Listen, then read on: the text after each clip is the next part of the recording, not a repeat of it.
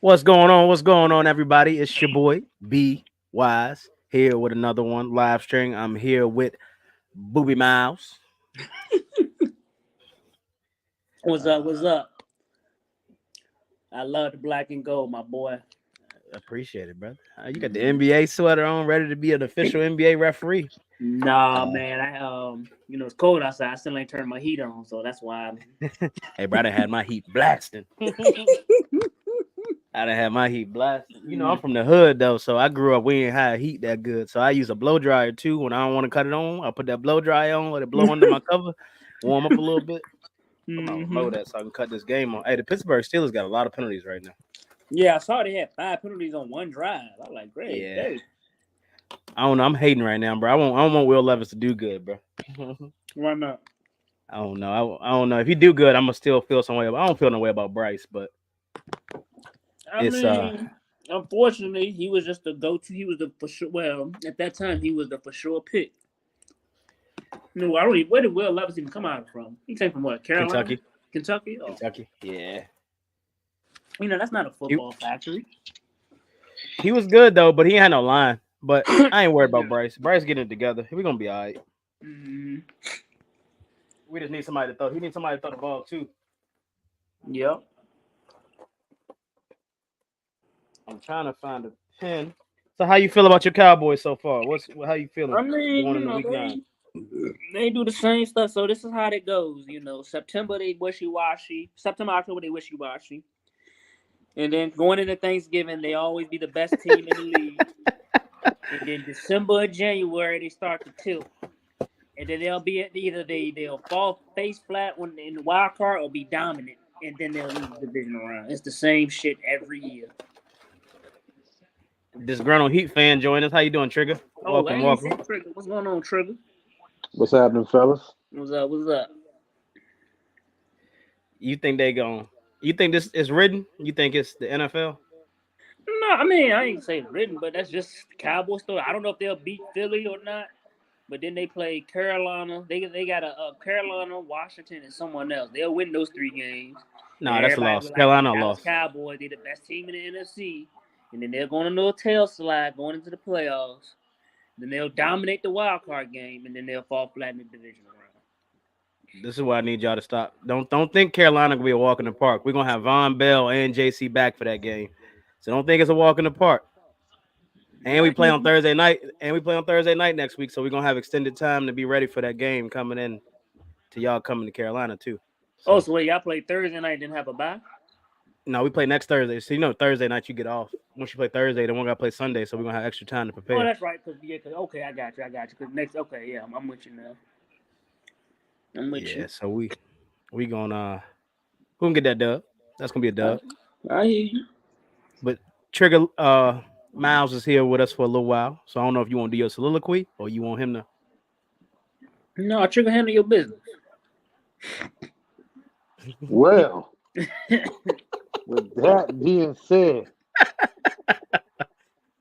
I have a few things that I need to get off my chest.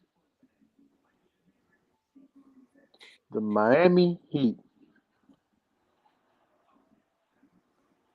1-4 through the first 5 games of the season. Now I Oh, know I it's know it's that early. bad. I know it's early. However, I am seeing some things that I've seen over and over and over again throughout the playoffs that ultimately did us in the finals. I'm seeing those things starting to take shape once again early in the season. And I feel like if that's the case right now through the first 5 games of an 82 game season, based off of how they looked last year towards the end of the season, that we're on track to do the same thing again. Possibly end up in a worse spot than we did last year. So here's my thing. He was in the NBA championship last year. Yeah, but did we NBA win it? final. Did we win? I mean, that Did we ain't. win? It could be worse spots. It could be worse spots. I would rather them not even go if they're going to, not be healthy or get out rebounded every single game.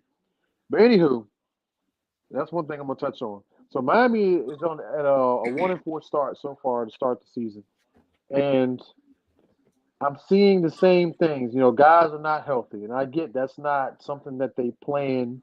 Like, right? Guys get hurt. That's part of the game, whatever. But like, that was the reason why the Miami Heat was such a bad team last season, and why they were one of the best 3-point shooting teams in the league the season prior. And then last year they fell off. Why did they fall off last year? Because guys were hurt. Nobody was really playing, consistently, and it affected our numbers. Um, However, we're missing a couple guys again this year to start the season. We haven't been shooting great from 3-point range again this year. We're one of the lowest scoring teams in the game or in the league through the first 5 games or so in the season compared to everybody else. I think Boston is head and shoulders above everybody. They average like 130 points a game. Miami is like near the bottom. They're not the worst, but they're like second or third worst. They're averaging about 104, 105 points a game, something like that. Miami was dead last season in points per game. We saw that in the NBA Finals. How many games in the NBA Finals did they score over 100 points? Maybe like two, something like that. So this team does not score the ball very well. Why? They don't have a big time score, not just one score. They have a big time. They don't have a big time score, and they don't have 2 or 3 other guys that can consistently get you 15 to 20 a game. You know, Bam should be that guy, but a lot of times he doesn't get that number. Jimmy Butler, we know he can be that guy, but in the times you need it, he doesn't get you those numbers. Really didn't have Tyler Hero last year on our run, and honestly, I don't think he would have made that much of a difference in the series because I think the whole NBA Finals, at least, was about being undersized. Like we didn't have the size to compete with MPJ, Aaron Gordon, and Jokic. Like we had no matchups for them. We had Gabe Vincent guarding you know, either 3 of those guys, in a possession. And, obviously he's going to lose that battle every single time, and they exposed that. Miami didn't have a chance. Speaking of size, through 5 games so far this season, the Miami Heat have been out rebounded in every single game. Every game. 0 and 5. And speaking of 0 and 5, they probably should be 0 and 5. Rebounding correlates with wins and losses. You get out rebounded 9 times out of 10, you're going to lose the game, no matter what else happens. I don't know why it is. It's just a crazy stat, and not really a crazy, but it's on one of those stats that just you can almost take it to the bank. You get out rebounded, you are going to lose the game. That basically all that is if you're not getting a rebound, if you're not getting enough rebounds, that means the other team is getting more rebounds, which also means they're getting more possessions, more chances to score than you. And at this level, these teams that get the most possessions tend to win games. It goes hand in hand with each other. So Miami has been out rebounded in every single game so far through the first 5 games, and we only won one game. That one game that we won, we probably should have lost. That one game that we won, we had a 19-point lead with 9 minutes to go in the fourth quarter and almost lost. The Brooklyn Nets game we had last night, we had a 16-point lead and we lost. That same Brooklyn Nets team that we lost to last night at home was the same Brooklyn Nets team that we lost to in the preseason at home. Also had a 16-point lead against that same team, and we lose that game. So what is it with this Miami Heat team blowing these double-digit leads and not finishing ball games, fully healthy or not? The Nets beat us last night, and they were shorthanded. So there's no reason why we can't win games when we're shorthanded. If anybody, we should be, or if anything, we should be one of the best teams in the league when it comes to winning games and not having all of our players. But yet, we can't seem to make up for the guys who are missing. Other teams can, and they do. The Miami Heat, just for whatever reason, they don't. To me, it just feels like they're playing to be a 7th or 8th seed again to try to go on this magical run. You want to play every game or start every series, your first 2 games on the road, and then no. Boston got way better this offseason. Milwaukee got way better this offseason. Look at Boston; they're 4-0 right now. Milwaukee's 2-2. You know, Dame and Giannis still trying to figure some things out, but eventually they're going to be great. Um, Philly, even with James Harden, out of there, Tyrese Maxey has been picking up the slack. Joel Embiid obviously is still Joel Embiid. They got some great role pieces around them, and I think they, on paper right now, have a better team than Miami does. Um, again, it's not a whole bunch of teams that are better than Miami in the East, even though our 1-4 record would say otherwise. I just think that Miami needs to start showing that they are a better team than what they're putting out there to be. Um, and my biggest issue with this team, you talk about heat culture, you talk about toughness and all this stuff. Why is Jimmy Butler load managing after 2 games? Can somebody answer me that? This man played 2 games. One game against the Detroit Pistons that we won. Game against the Boston Celtics that we lost. Shut up, Larry. Hey, And he getting ready for the end season tournament. then we go to Minnesota and he's out for rest. In fact, I think, and Bam missed that game, or somebody missed that game with a injury or whatever. But Jimmy Butler missed that game because he was resting. Like, this is a guy who didn't play much during the preseason, played two games, 2 regular season games, and he's low managed already. Now, I'm not the biggest fan of load managing. I know that a lot of people who know me know this about me because I feel like load managing is trash. Like, you're a basketball player, you're an athlete, you're getting paid millions of dollars. That is part of your job to be in shape to sustain an 82 game season if you are not injured.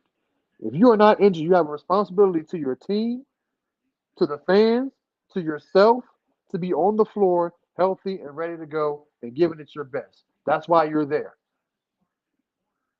And these coaches are taking all this, this rest, whatever. Like, this rest is working against them. Ask Kawhi Leonard. He load manages what, 50 to 75% of the season just to not be available in the playoffs. Why? I'll tell you why. When you get your body used to playing and moving a certain way, your body is great at having muscle memory and not having to think and get itself in a position to perform in the way that you want it to perform. Because your body feels, oh, this motion is no different. This motion is not new, and it just acts accordingly. When you shut that down cold turkey and you start back up again, that's when injuries and things like that tend to take place and set in. You make yourself more vulnerable to getting hurt because you're not allowing your body to get into a good flow of, playing in those games and those practices because they're high level, high intensity. If you just shut down and stop doing high level, high intensity things, your body forgets those motions. Your body goes back into, all right, well, I'm not making those motions. I'm not, I don't remember those motions as well. I'm chilling. I'm kind of, I'm calm. And then you try to ramp it back up again. Like, you hurt yourself. That's what happened with Kawhi Leonard. Like, he spent all this time throughout the NBA season. He played a game here, play a game there, and he spent most of his time resting. When it was time for him to play back-to-back games, when he wasn't playing back-to-back games during the regular season, when he was playing back-to-back games in the playoffs, what happened? How long did he last? Didn't last very long. That's why I say that load, especially for guys who have been hurt in the past. Like, load managing can be a detriment. Like, to me, the best thing you can do when you've been injured is to get out on the floor and play. Get your body, get that muscle, whatever it is that you hurt, used to making those motions again. If you just do it once and then you stop for a week or 5 days or whatever, and you try to ramp back up again, well, your body's going to react accordingly.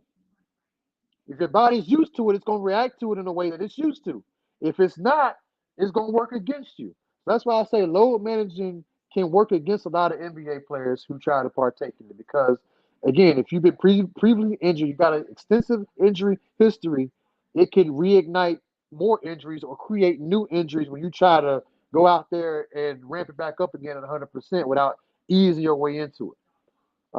So yes, I don't think Jimmy Butler was hurt, unless there was something else going on, and they just used rest as a excuse to sit him, then to me that's inexcusable. This early in the season, after 2 games, you're load managing for what? So you can be available in the postseason? Okay, but then what happened at the end of the postseason? He disappeared in the finals. What did Jimmy Butler? How much did Jimmy Butler do in the NBA Finals that was impactful for the Miami Heat? They're getting ready for the end season tournament. I'm telling you. Yeah, he getting ready for the in-season tournament, but I want a Larry O'Brien trophy at the end. The in-season tournament is great and all that, but if you got players low managing in game 3 of the regular season, then what are we doing here? Yeah, Trigger. But Oh, I'm sorry. Go ahead. no, go ahead. Now I was just gonna say,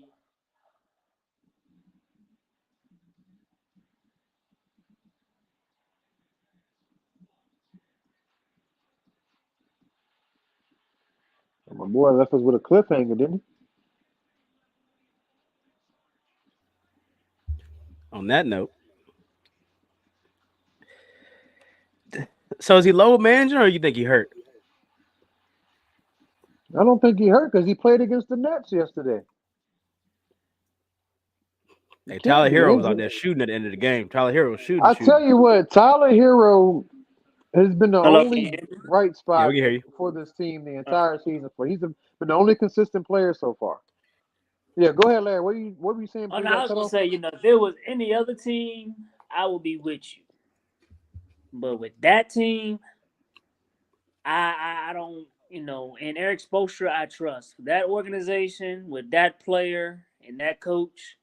You've seen it happen twice. Yeah, they didn't win it, but whatever reason, that pedigree has worked.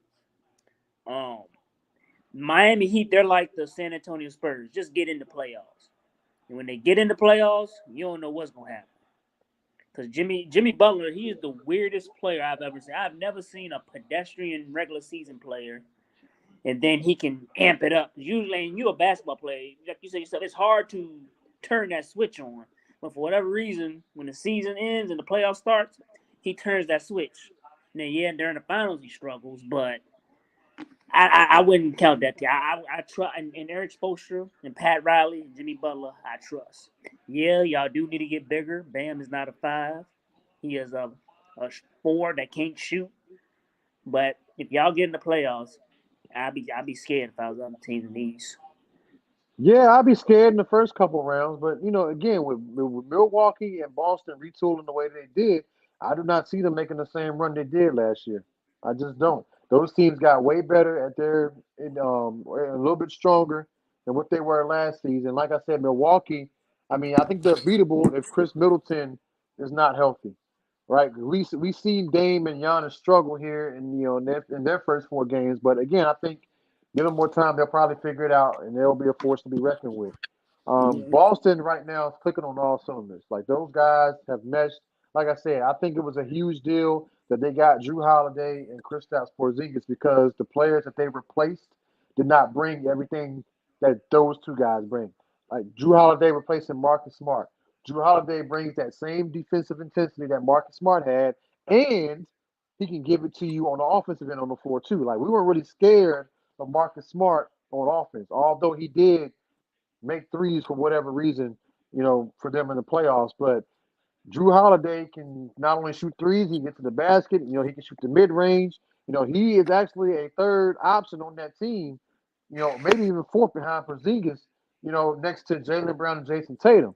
So not only can he go and lock down your number one scorer on defense, he can come back and give you 20 a game on offense, which is huge for that team. For a third scorer to average 15, 20 points a game, like that's big time. And then Porzingis, they had Robert Williams, a big center, who was just a big defensive guy. He clogged up the lane, defend the basket, block shots. He wasn't really known as a scorer. However, Porzingis, he's 7'3". He can also clog the lane, block shots. He can defend, but he can also do what Robert Williams couldn't do, which is score. He can stretch the floor. He can knock down threes. He can hit the mid range. Pick and roll offense. He's a threat. So you got these two guys who've come in, and the guys that they have replaced, they have a brought in a more significant skill set to that team than what the other two guys had. Now, the only thing I worry about with Boston is their bench. They've been doing well so far with the little, rotation that they have. I just want to see how that wanes on throughout the season. However, they are clearly the best team in the East right now. They lead the league in points per game. I told you they average about 130 points a game right now, which is, I think, a good 5, 6, 7 points ahead of whoever is in second place. Miami's at the bottom. Like, these guys are scoring the ball at a high rate. They have a very, very tough starting five, and I think they're going to be a force to be reckoned with throughout the entire season. I think, here's the kicker, I don't even think they've been playing their best basketball yet. So, I mean, I think it's going to only get scarier for not only teams in the East, but throughout the whole league. Well, I'm gonna just say this. I gotta run up out of here. Boston, yeah, they got Drew Holiday, not Austin Porzingis, Kristaps Porzingis, but it still comes down to Tatum and Brown. I still don't trust them in the postseason. Jaden, how you in the NBA, you don't have a left hand is beyond me.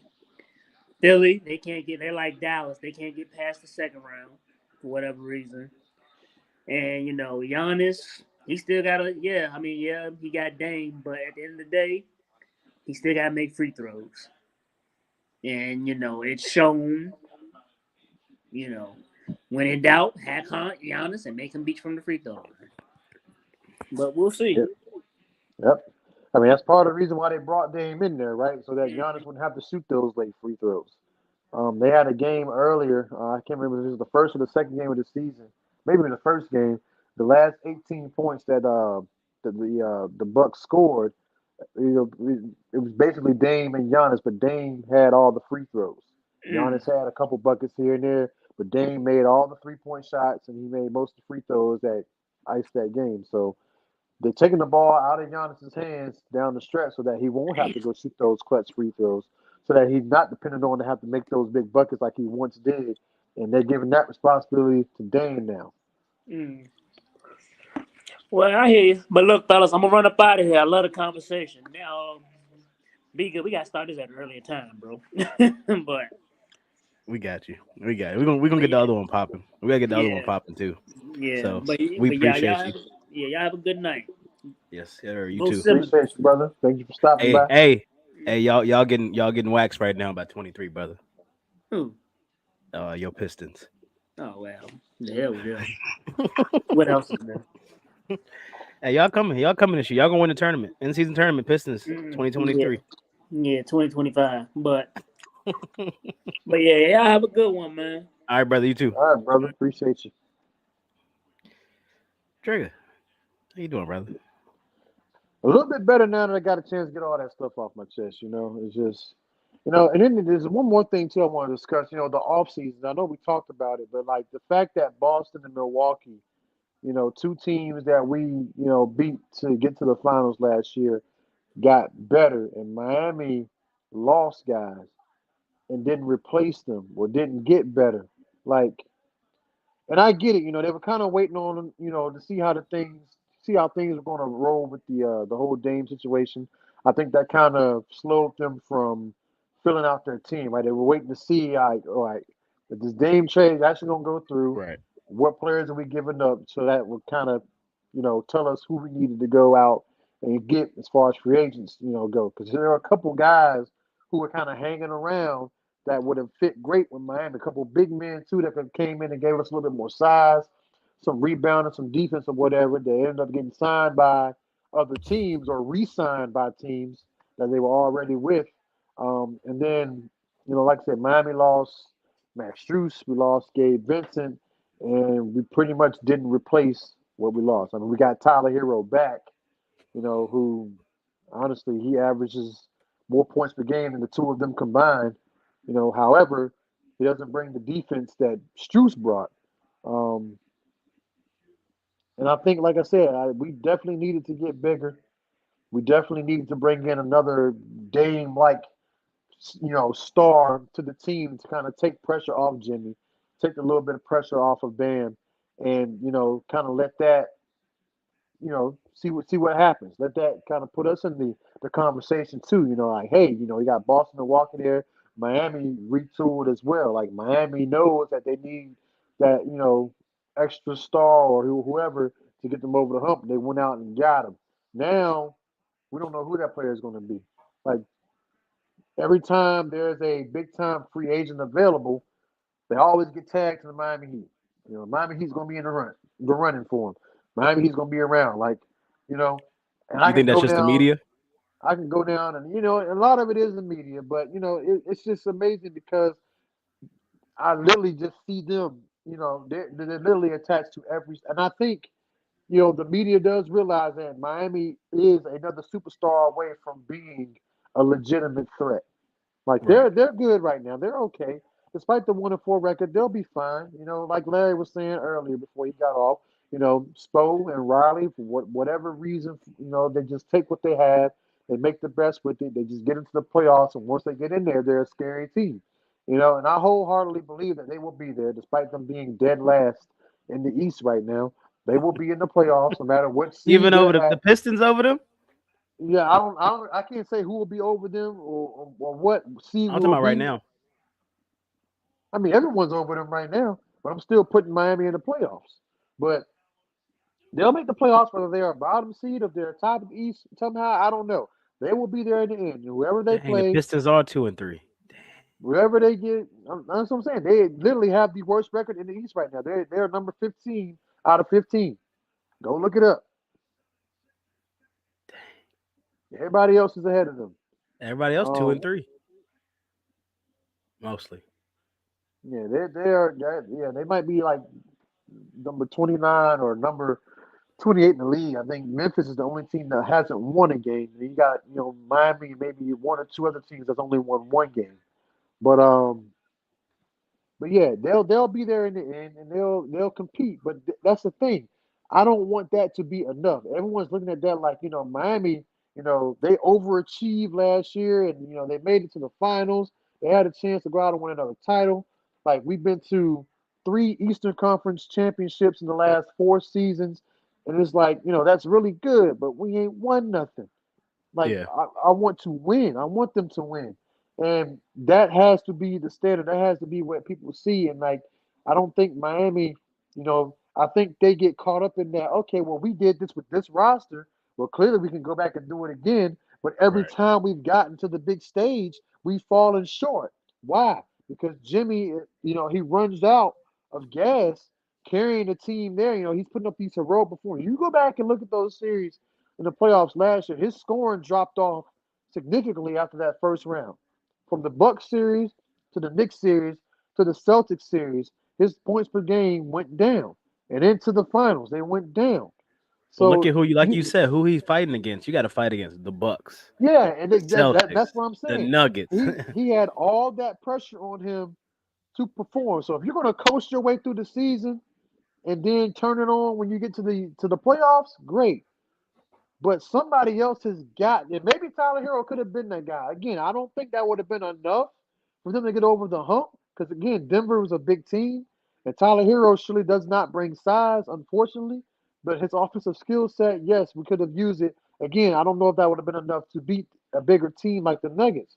But that's why I say if we go out and get another, somebody that can play, and take that pressure off of Jimmy and Bam, so that he's not fully exerting himself, in the first round, the second round, the Eastern Conference Finals, whatever. By the time he gets to the finals where it matters, he done emptied the tank, and now he's just, we're getting almost nothing out of him, or at least nothing compared to what he was doing earlier in the playoffs. So that's why I say, and I know Miami, they don't have very attractive assets right now that teams want. But how many teams have we seen facilitate 3-team and 4-team trades over the season to make something happen? That's I what mean, look makes at me what they just upset. gave up for James Harden. I mean, I know he had to get up out there, but they And I'm gave up glad you brought that up. peanuts. I'm glad you brought that up because, again, just like with football, if an NBA team, like with basketball, it's like the opposite. If they want to if a player wants to go to a certain team and they want to, get out of wherever they're at, they can do whatever they want Hmm. and they'll get to where they want to go. But why is it that Damian Lillard did everything the right way and got sent elsewhere from where he wanted to go? James Harden done went into the media, done called this man out. I'm talking about Daryl Morey. He done went and trashed the organization and said all these bad things, not coming to practice or not coming to preseason, games and stuff like that. All this drama. And the man got to go where he wanted to go. They sent him to the Clippers. You think that was the only that with his history, everybody thought that was the only place that they knew he. With Dame, you kind of figure like Dame, we know you want to go, but Dame's gonna come in and play. But with James Harden, you know he gonna throw a hissy fit. He not gonna come. He not gonna play if you don't give him what he want. That could have very well been. It's been that And that's way. the only team that wanted him too. Maybe that's the only team that wanted James Harden. But again, why if you're Philly, why not drag it out like the Blazers did? Miami was the only team that wanted True. Dame. Even with his agent going into the media saying, don't trade for Dame because you do, he'll come and play, but he ain't gonna be happy. And I don't know if you want to do that. So, and a lot of teams who were interested were no longer interested. They backed off after that. It's like, man, do we really risk, with his contract and his age, bringing Right. him in here, and him not And being not being happy? happy. And like, how's that gonna go over in the locker room? Because yes, he can go out on the court and do his job, but that team chemistry and that locker room bonding, that all that stuff really matters off the court. And that, believe it or not, it actually carries over and it influences what happens on the court. So the teams really want to make that investment to bring the player in of his caliber, with the money that he's supposed to be making, and and given his age and all that stuff, and put him in that environment and potentially, create some drama. Didn't sound too attractive to a lot of those teams who were interested, so they backed off. So Miami was the only team that was interested. So the Portland was just like, you know what, y'all might be the only ones interested, but we're gonna hold out because we've seen in the past teams, not jump on stuff, in the preseason and in the first part of the regular season. They kind of wait till around the trade deadline, and if they're the only team that's still interested, then they'll work a deal with them. You got guys that maybe they weren't interested in on your squad that has a chance to kind of, prove themselves, boost their stock, and then they become interested, months down the road, and then they, maybe they make that same deal that they were reluctant to make back in the summertime. So we're thinking, all right, this Dame to Miami deal is going to happen. If it doesn't happen in the preseason, it'll probably be by the deadline. The NBA even figured it was going to happen because they had the Miami Heat Portland Trailblazers game in Portland on national television after the deadline. So they were anticipating Damian Lillard to be a Miami Heat player. So that's what the league wanted. Obviously, they were for it, even though they sent out all the memos about Dame, saying who he was going to play for, and or he won't go play for teams and he got traded elsewhere or whatever. But like they had it on the schedule, for it to be a nationally televised game, Portland, Miami versus Portland in Portland, after the deadline had passed. They were fully prepared for a Dame versus Portland matchup, but it I didn't don't think happen. Dame would have been enough for Miami. I just I Well, think it I would think still that be the same remains. thing. I think remains to be seen, depending on who Miami had to give up, or if Who they would have would have give brought up? a third team Yeah, in. I think true, would have, true. and again, they had some players out there too with some size, that they kind of left If they dangling. would have And I got feel like A Nurkic they, or something like yeah, that. like Nurkic was also rumored to be a part of that deal, as well, going to Miami because they had, the little theoretical deals online that sent, Dame and Nurkic to Miami, and they Right. had, a couple guys from Miami coming out, and it didn't completely gut our whole roster. But we did lose, a couple key guys, and you had other teams involved, and at the end of the day, Portland got all the picks, and a couple young players back. So I'm like, okay, well, that's a fair deal. Miami gets a big man, and they could possibly go out on the market and get a Christian Wood who was available, Yep. and he ended up signing with the Lakers. And I think Miami makes that move if we get Dame. But because we didn't get Dame, we didn't know how the roster was going to look. So guys who we could potentially could have had were still on the market and got picked up by other teams or got re-signed by other teams to the point that when Milwaukee or when Portland finally made the deal with Milwaukee to send Dame to play with Giannis, there was nothing left for Miami to go do as far as picking up any free agents or anybody out there that would have given us a lift. So we kind of put ourselves at a disadvantage when we were just you know going off of hope rather than, Yeah. oh, this is going to happen. We're kind of like, oh, well, hopefully Dame signs with us so we can go do this and, kind of play a waiting game. Just like we did with, depending on Dame to ask for a trade out of Portland for him to become available because there were rumors about Dame and wanting to play in Miami before he asked out of Portland. And, Miami was still, we're gonna go star hunting this offseason, and Damian Lillard's name kept popping up, but obviously this dude's under contract. He's not a free agent. He's gonna have to ask out. So Miami was banking on the fact that I hope this man asks out, or if he doesn't, we're gonna be in the same spot. Not only did Dame Lillard ask out, he got sent to a whole different team. Not only did he get sent to a whole different team, he got sent to a team that is in the Eastern Conference. Not only did he get sent to a whole other team in the Eastern Conference, he got sent to the one team that we beat 5 games in the playoffs last year. You think that if we run across them again and they gonna just forget about that happened? They were favored to win a championship last season and got eliminated by an undermanned Miami Heat team in 5 games. I know Giannis was hurt, but the one game that he did miss, although I said the one game that they did win, they won without him. The other 4 games that they lost, Giannis played or he didn't play. So I don't think that one made that much of a difference. Maybe they played 6 games or even 7 games. But Miami beat that team in 5. And you think them guys didn't know that? You think Portland didn't know that? It's like, oh, Miami ain't giving us nothing for Damian Lillard. All right, so we'll fix them. We're gonna send him to Portland. We're gonna send Drew to Boston. I would have gave 3 first-round picks, Tyler Hero and Bam for Dame Lillard and Nurkic. Take them. Go. You want Yeah, I second like round picks too? I, I like Second round. Nurkic's. Yeah, I like Nurkic's offensive game better than I do Bam's. I mean, he just. I was watching him play with Phoenix the other night, or well, the first game of the season, man, and just I was like, man, I would have loved to have that. I Hey, the would love to Spurs might have be it. a problem, bro. Spurs might be a problem. The Spurs, the Spurs is one of those teams, man. They got no pressure, and they playing Yep. like it because Hmm. they don't. They have no championship expectations now. Yes, they're the number one draft pick. They got Wemby. You know, there's no expectations on him right now because everyone knows that down the road, he's going to get better. He's going to become more of a scorer, more of a threat. We can kind of see potential. We can see flashes right now, but right now we know that they're not going to win a championship this year. So Right. they're just out there. They just having fun. They're just playing basketball. And when And they you're young. loose, when you're loose, and we got nothing to play for, and you got nothing to lose, you tend to play better. Yep. That's just the nature of it. That's just how it goes. Doesn't matter what sport you play or what you do.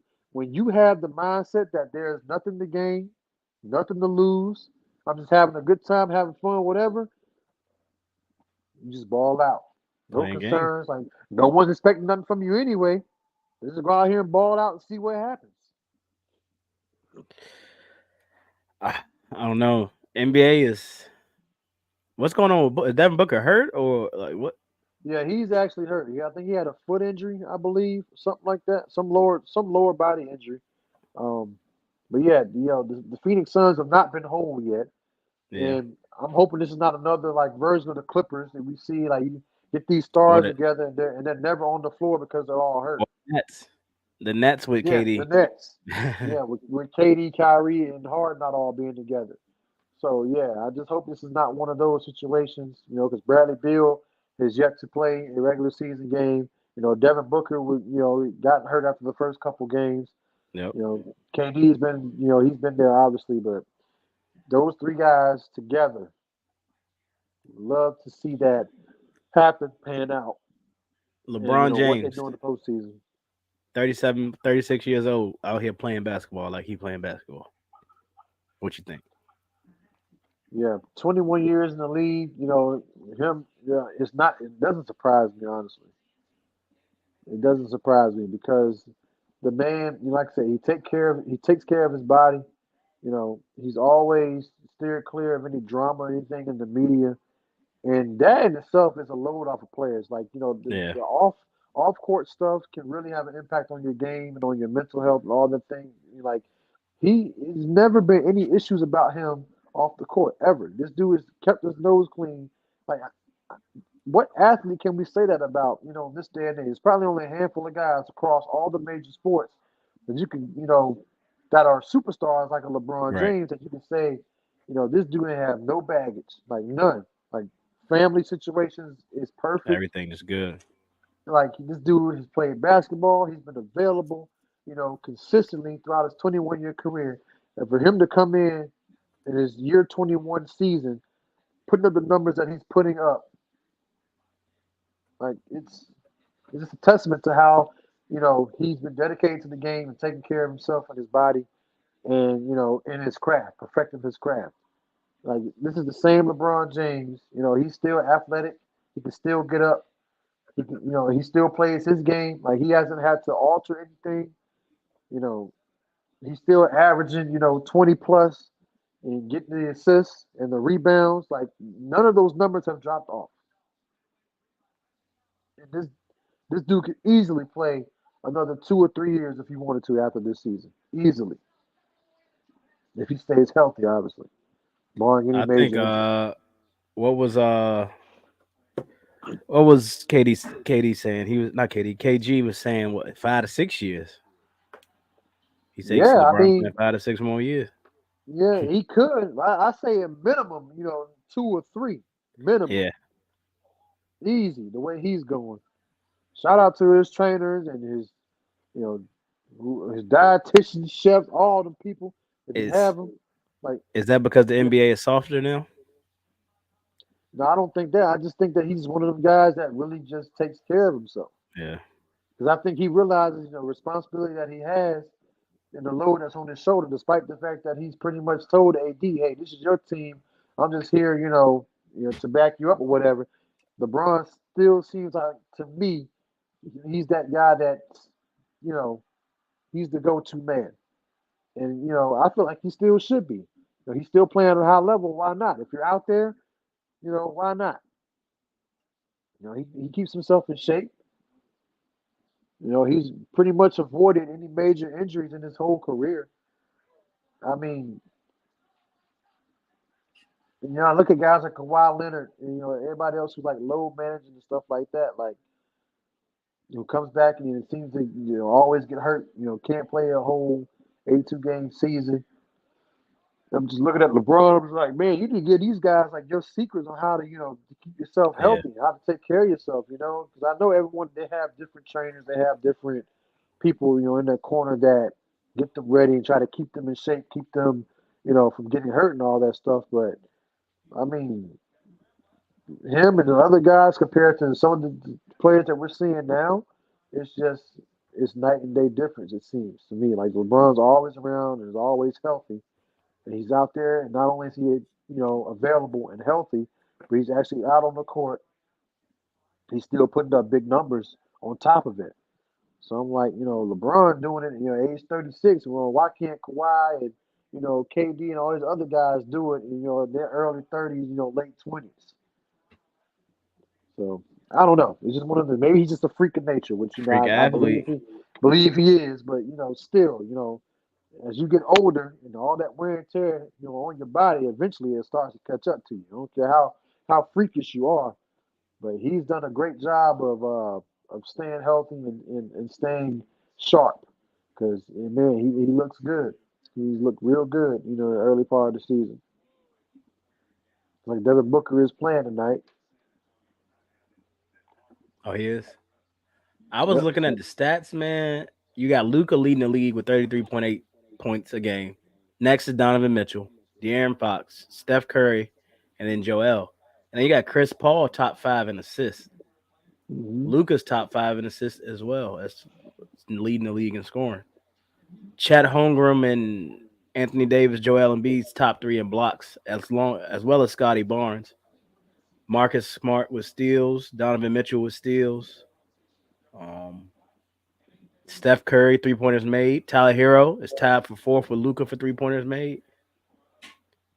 So it looks like some promise. Donovan Mitchell, man, that's. I know you heard about that one. My man out here balling. Yes, he's another name.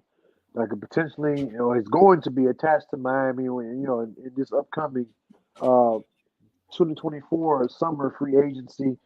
You know, Joel Embiid also could become available after the whole James Harden saga, but I feel like Joel Embiid is going to at least let this season play out, see how they do, what they have, and if they make any more moves by the deadline to acquire any help to help replace a caliber of a James Harden, and see what they do in the playoffs right now.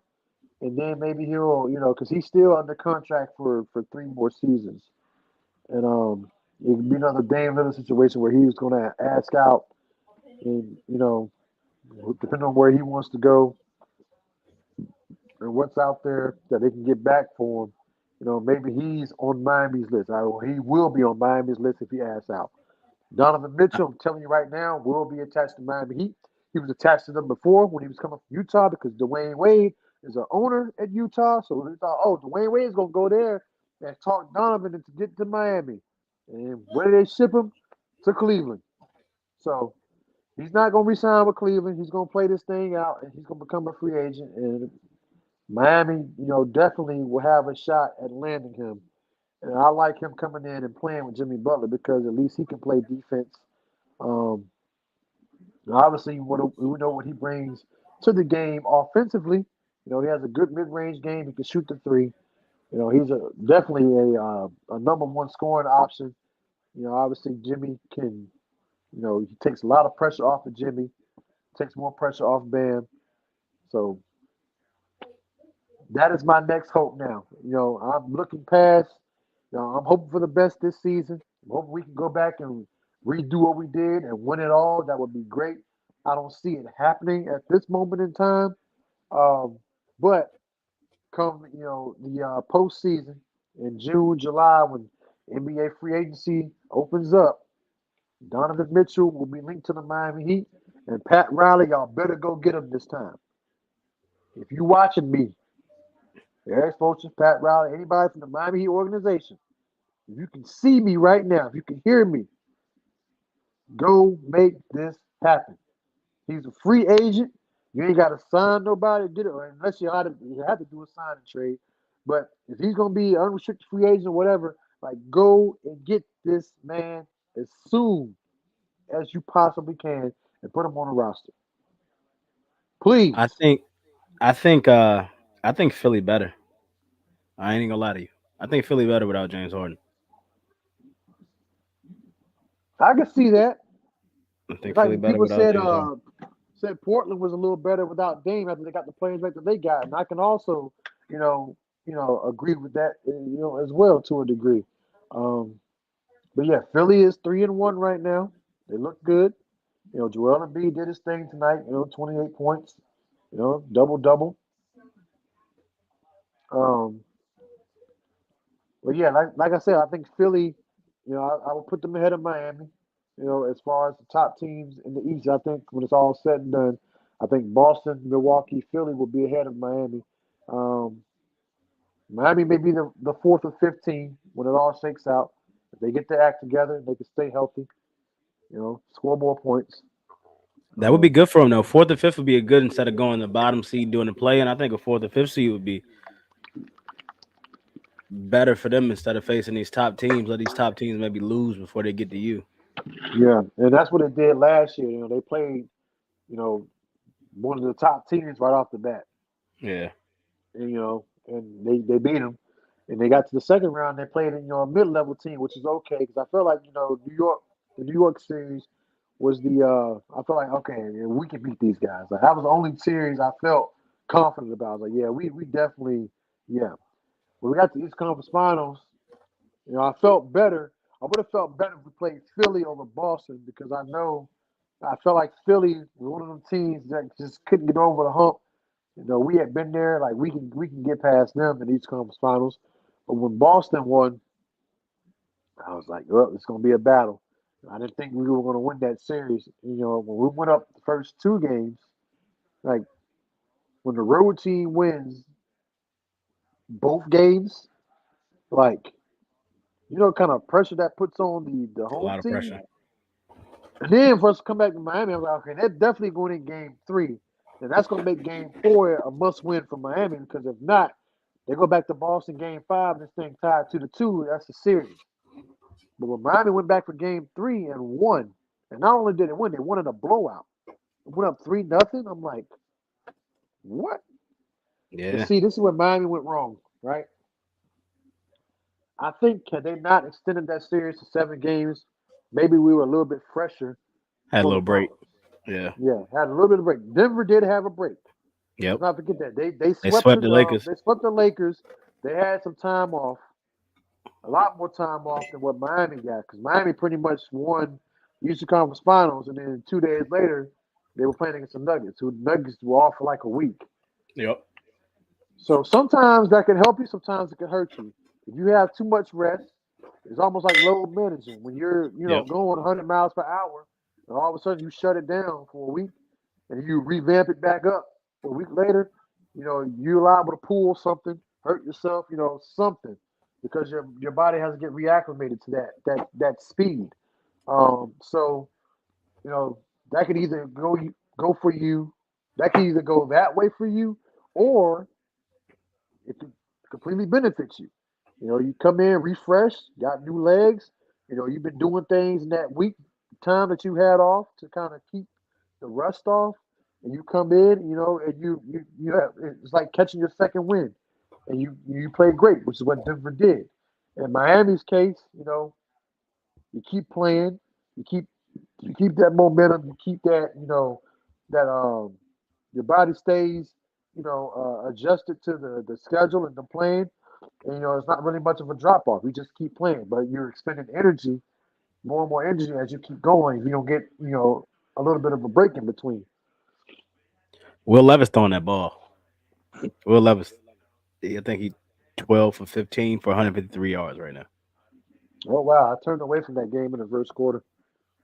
It's they about to score right before they about to score right before the halftime. It's 10-10 right now. But you're right. I think we see it in the NFL all the time too. You get that first round bye and then you go into that game and you just get mollywashed, and it's just like you said, it's Baseball tough. Injuries. Baseball too. this Baseball this past year this was bad. postseason, this All the was a 101 prime teams lost in example. the first. Prime example. All the guys had how many days off? Like 5 days or something like that. If they got used to playing every day, Yep. and then now they all got sent home in the first round or the second round. Shout out to the You had Texas a Rangers for their first World Series Diamondbacks title. Rangers World Series, which was one of the lowest rated or lowest watched World Series in history. I didn't watch one game. I didn't I watch one didn't game. either. I usually I watch did not the either. games, but I bet on it, but I ain't watch it. And then when I bet on it, I bet on Aldis Garcia, and he got hurt. I was like, yeah, I ain't watching this. Yeah. See, Him and so Max Scherzer got taken out too. Max Scherzer, got to talk about him, man. He a good pitcher. We gotta. Baseball is yeah, a lot he about keep pitching. he keeps bouncing around, and the Yankees don't want to sign him for whatever reason. But whatever. Don't get me started on the Yankees. They're like, I'll talk about your Yankees. I tell you what, man. Between them, the Cowboys, and the Heat, it's like we watch all these big free agents, hit the market. They always get attached to all three teams, and neither team makes a move. Everybody else around them goes and gets better. All their rivals go and get better. We just stand pat, don't do nothing. But I'm not a big fan of Aaron Boone, not a big fan of Cashman. We need to change in that front office. We need somebody with a different mentality. We need to bring in some guys who can put the ball in play and stop depending on the home run ball. Like I go back to the series we played in last year against the Cleveland Guardians. Yep. Those guys could hit. Everybody could hit.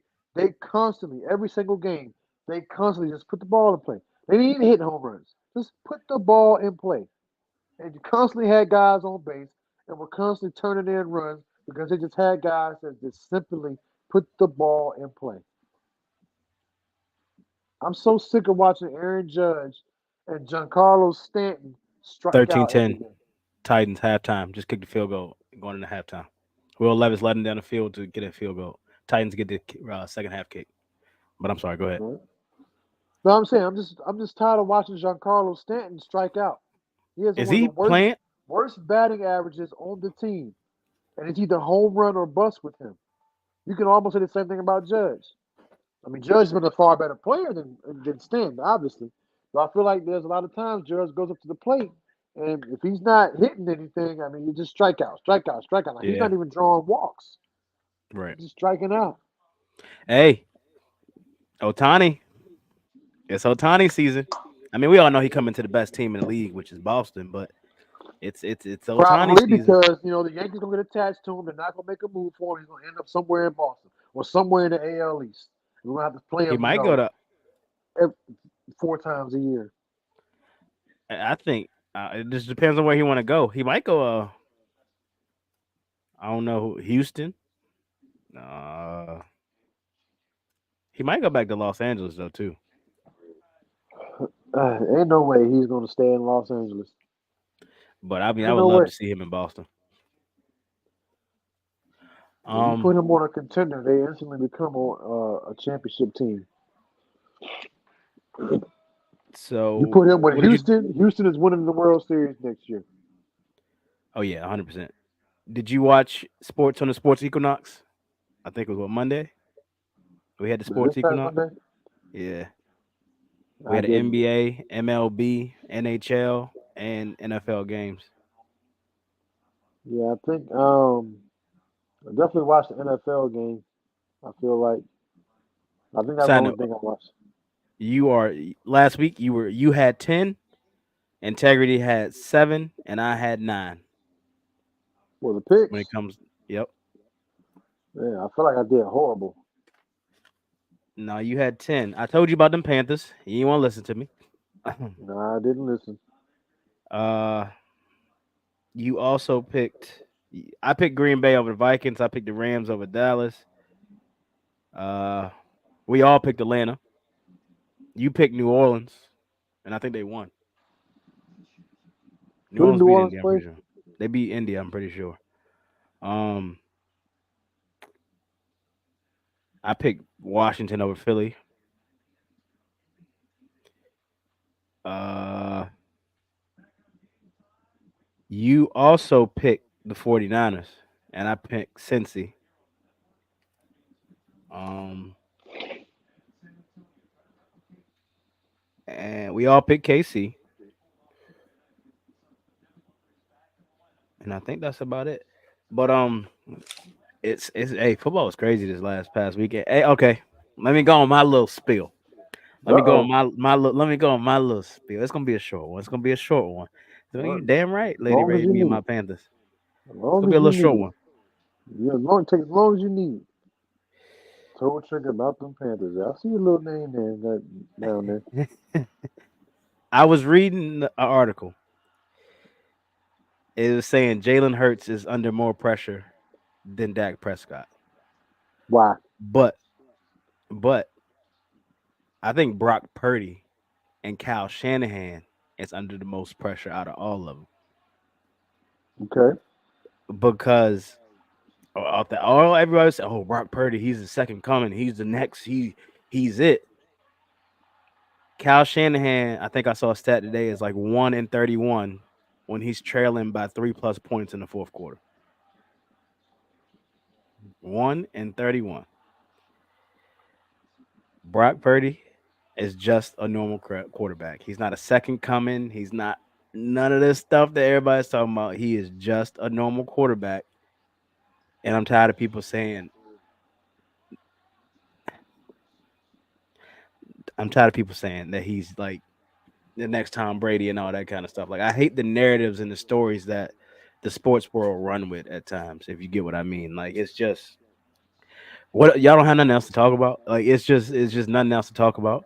And I told you, Trigger. What did I tell you? And I feel kind of bad because I think I put the 49ers on this run. I told you the 49ers was not as complete as people think. Once these injuries start piling up, They once they aren't. start getting hurt, They aren't. But most they are teams aren't when beatable. they lose guys. That's what Ah, happened with Dallas. That's what happened with look at, Dallas in that game against the Cardinals. They had but 3 y'all still offensive winning. linemen out. I'm talking about the game against the Cardinals. Just an example. They weren't whole. They had 3 guys out on the offensive line. They had defensive guys who were out, and they ended up losing that game. Now that's no excuse, but they weren't complete. Hey, we ain't had J.C. Horn, Von Bell, Shaq Thompson. We had none of our players, but we still out here balling. Against the Texans, great. Hey, Texans number 2 in the division, number 1 in the division. They ain't saying much about the AFC South. Y'all lost to the Cardinals. Yeah, we did. You lost to the Cardinals. Yeah, we did. We That done was lost to a good bad, teams. very, very bad loss. Yes, absolutely. Terrible. What you think about Ryan Tannehill? I think Ryan Tannehill lost his job, so that's the thing. And I was the way never Will sold Levis on is him to playing. begin with. You said what? And I was never sold on Tannehill to begin with. I'm not saying he's a bad quarterback. I'm just saying that, when I watch him play, he doesn't like I just don't feel it with him. I just don't. He don't got a wow factor. He's just It's pretty much just Derrick Henry. Like, to hand the ball to Derrick Henry, he's the offense. yeah. He's like Like, a center fielder who ain't getting the ball hit to him. I won't even say center fielder. He's more like what's somebody in baseball that you don't really see that much. like he had AJ Third Brown as a receiver. You see AJ Brown with Philly and what he's doing. baller. And I'm like, well, clearly, I'm like, why did Ryan Tannehill use this guy like that? Like, I don't know. I'm telling you, the NFL is. I think this is the year that NFL is most open than it's ever been. Yeah, You don't know who's yeah, going to I win. agree. You really do I not know agree. who's going to win. I don't know why I agree. Patrick Mahomes is playing with the flu. Like, if that's crazy for you to play with. Don't play with the flu. I mind like, don't get me sick. You got the flu. I don't want to get sick. You out here? What something happened? What like? Take a break, bro. Just take a break. Y'all 6-1, 6-2, whatever this record is. Like, just take a game off and get better. You don't have to sit here and prove how tough you are. We know how tough you are. Take a break. Relax yourself. You're sitting here getting IVs and all this stuff. You could have got hurt, and y'all came out here and y'all lost badly to the Broncos. But I don't want to hear nothing. I don't care about Patrick Mahomes playing. Y'all lost to the Broncos. Yeah, of all teams. And like I said with the 49ers, y'all defense don't have no injuries on it. Yep, So that's true. I don't everybody's like, oh, these teams, like, oh, the media is like, oh, these teams are the most complete teams. But I'm like, okay, if they offense ain't scoring, they defense should at least be able to hold somebody to a certain amount of points. Agreed. It just it's open, and that's why I said Carolina coming back and we win in this NFC South, and we get in the playoff. We get in the playoffs, Trigger. And I want you to agree with me. You think we're gonna win this weekend? Against Indianapolis? Yeah. Where's the game? Frank Is it in White Carolina? Frank Wright revenge game. You said what? Where's the game at? It's in, I believe it's in Carolina. I'm pretty sure it's in Carolina. Mm. That's a dub. That's a Mm. dub. I'm gonna go ahead and let me pick my pick down. Carolina. That's a dub for Carolina. Actually, no. I'm gonna do what I did last. I'm gonna go with Indianapolis. Indianapolis is gonna win that game. Oh my gosh! It Indianapolis is doesn't gonna win work. that It game. doesn't work if your heart's not in it though. It worked last week. You could It worked last week. So you just say a team's gonna win, and then the opposite's gonna happen It did it not work last when week. it comes to your team. Is that what you What did did I last say? week? I picked Did you root Houston. for Houston? I remember we had the Amber. conversation. We had the conversation. Amber, he's funny. I said, I'm gonna go with Houston, and then you were like, you picking Houston to go on the opposite of what you want. Houston, you're gonna pick Houston so they lose to the Panthers. Yeah, so And I was like, that's what we're doing. Okay. yeah, All right. Indy gonna get this game. But on my All paper, I right. got Carolina. What you going with? I'm picking Indy. All right. We can go. Let's knock these picks out. I got basketball picks and I got NFL picks, and then we can look at college football, and then we can talk about why Deion and them keep getting robbed. Because I don't see how you get robbed in a college stadium. Literally and figuratively. Like, oh, they ain't getting robbed on the field. That offensive line is just Shador looked. I watched that game. Shador just looked hurt, man. Like he looked I would be too defeated. if I'm getting sacked 20 times a game, running for my life. Bryce on pace to get sacked Why 40 are they even times this roll season. the offensive line out there? They better playing without one. It feels like. I want to show you this. I want to send you this clip of Icky getting absolutely blown up. Ooh. Icky Aquanu got blown up on a play. I'm like, you are a first round top 10 pick. You cannot get blown up like this on the offensive line. Like he's missing assignments. It's just crazy. I mean, Bryce is holding on the ball too long, but I don't know. I don't know. And we're gonna revisit my schedule prediction too as well. Cause I need you to go ahead and count some more wins towards Carolina. Cause Okay. we're gonna beat y'all. That's we're gonna beat Dallas. No, I wouldn't be surprised because the games where we're supposed to win, we always make it an adventure, just like we did with the Hey, we play y'all Cardinals. tough. We always Despite play the y'all fact, tough. despite the fact that we were down 3 offensive linemen and a couple defenders, like we still should have won that game against them. Any given Sunday. Also, this season is definitely any given Sunday. Because one nobody expecting Kansas City. I mean, Patrick Mahomes had the flu, but in my mind, like you say with basketball, like your defense is still on the field. Your defense is still there. But you know what the 49ers go do? Hey, let's go get Chase Young. Let's go get Chase Young. Chase Young, Randall Gregory, Nick Bosa, Hargraves, and whoever else they got. You know that rotation? That rotation is gonna be crazy. So, who are considered to be the top teams in the NFC right now? You got Dallas, you By got San stats, or Fran. you want to go by just Just talk about how who everyone talks about: Dallas, San Fran, Philly, Detroit, Seattle. Right? but Seattle went here's out and my got thing. Leonard Williams from the Giants. Right? Big And pickup for Seattle's the them. top team. They 5-2. That's what I'm getting at. Big pickup for them, right? Okay, I know what you go. I know you going. Detroit Lions went out and got Donovan Peoples Jones from Cleveland.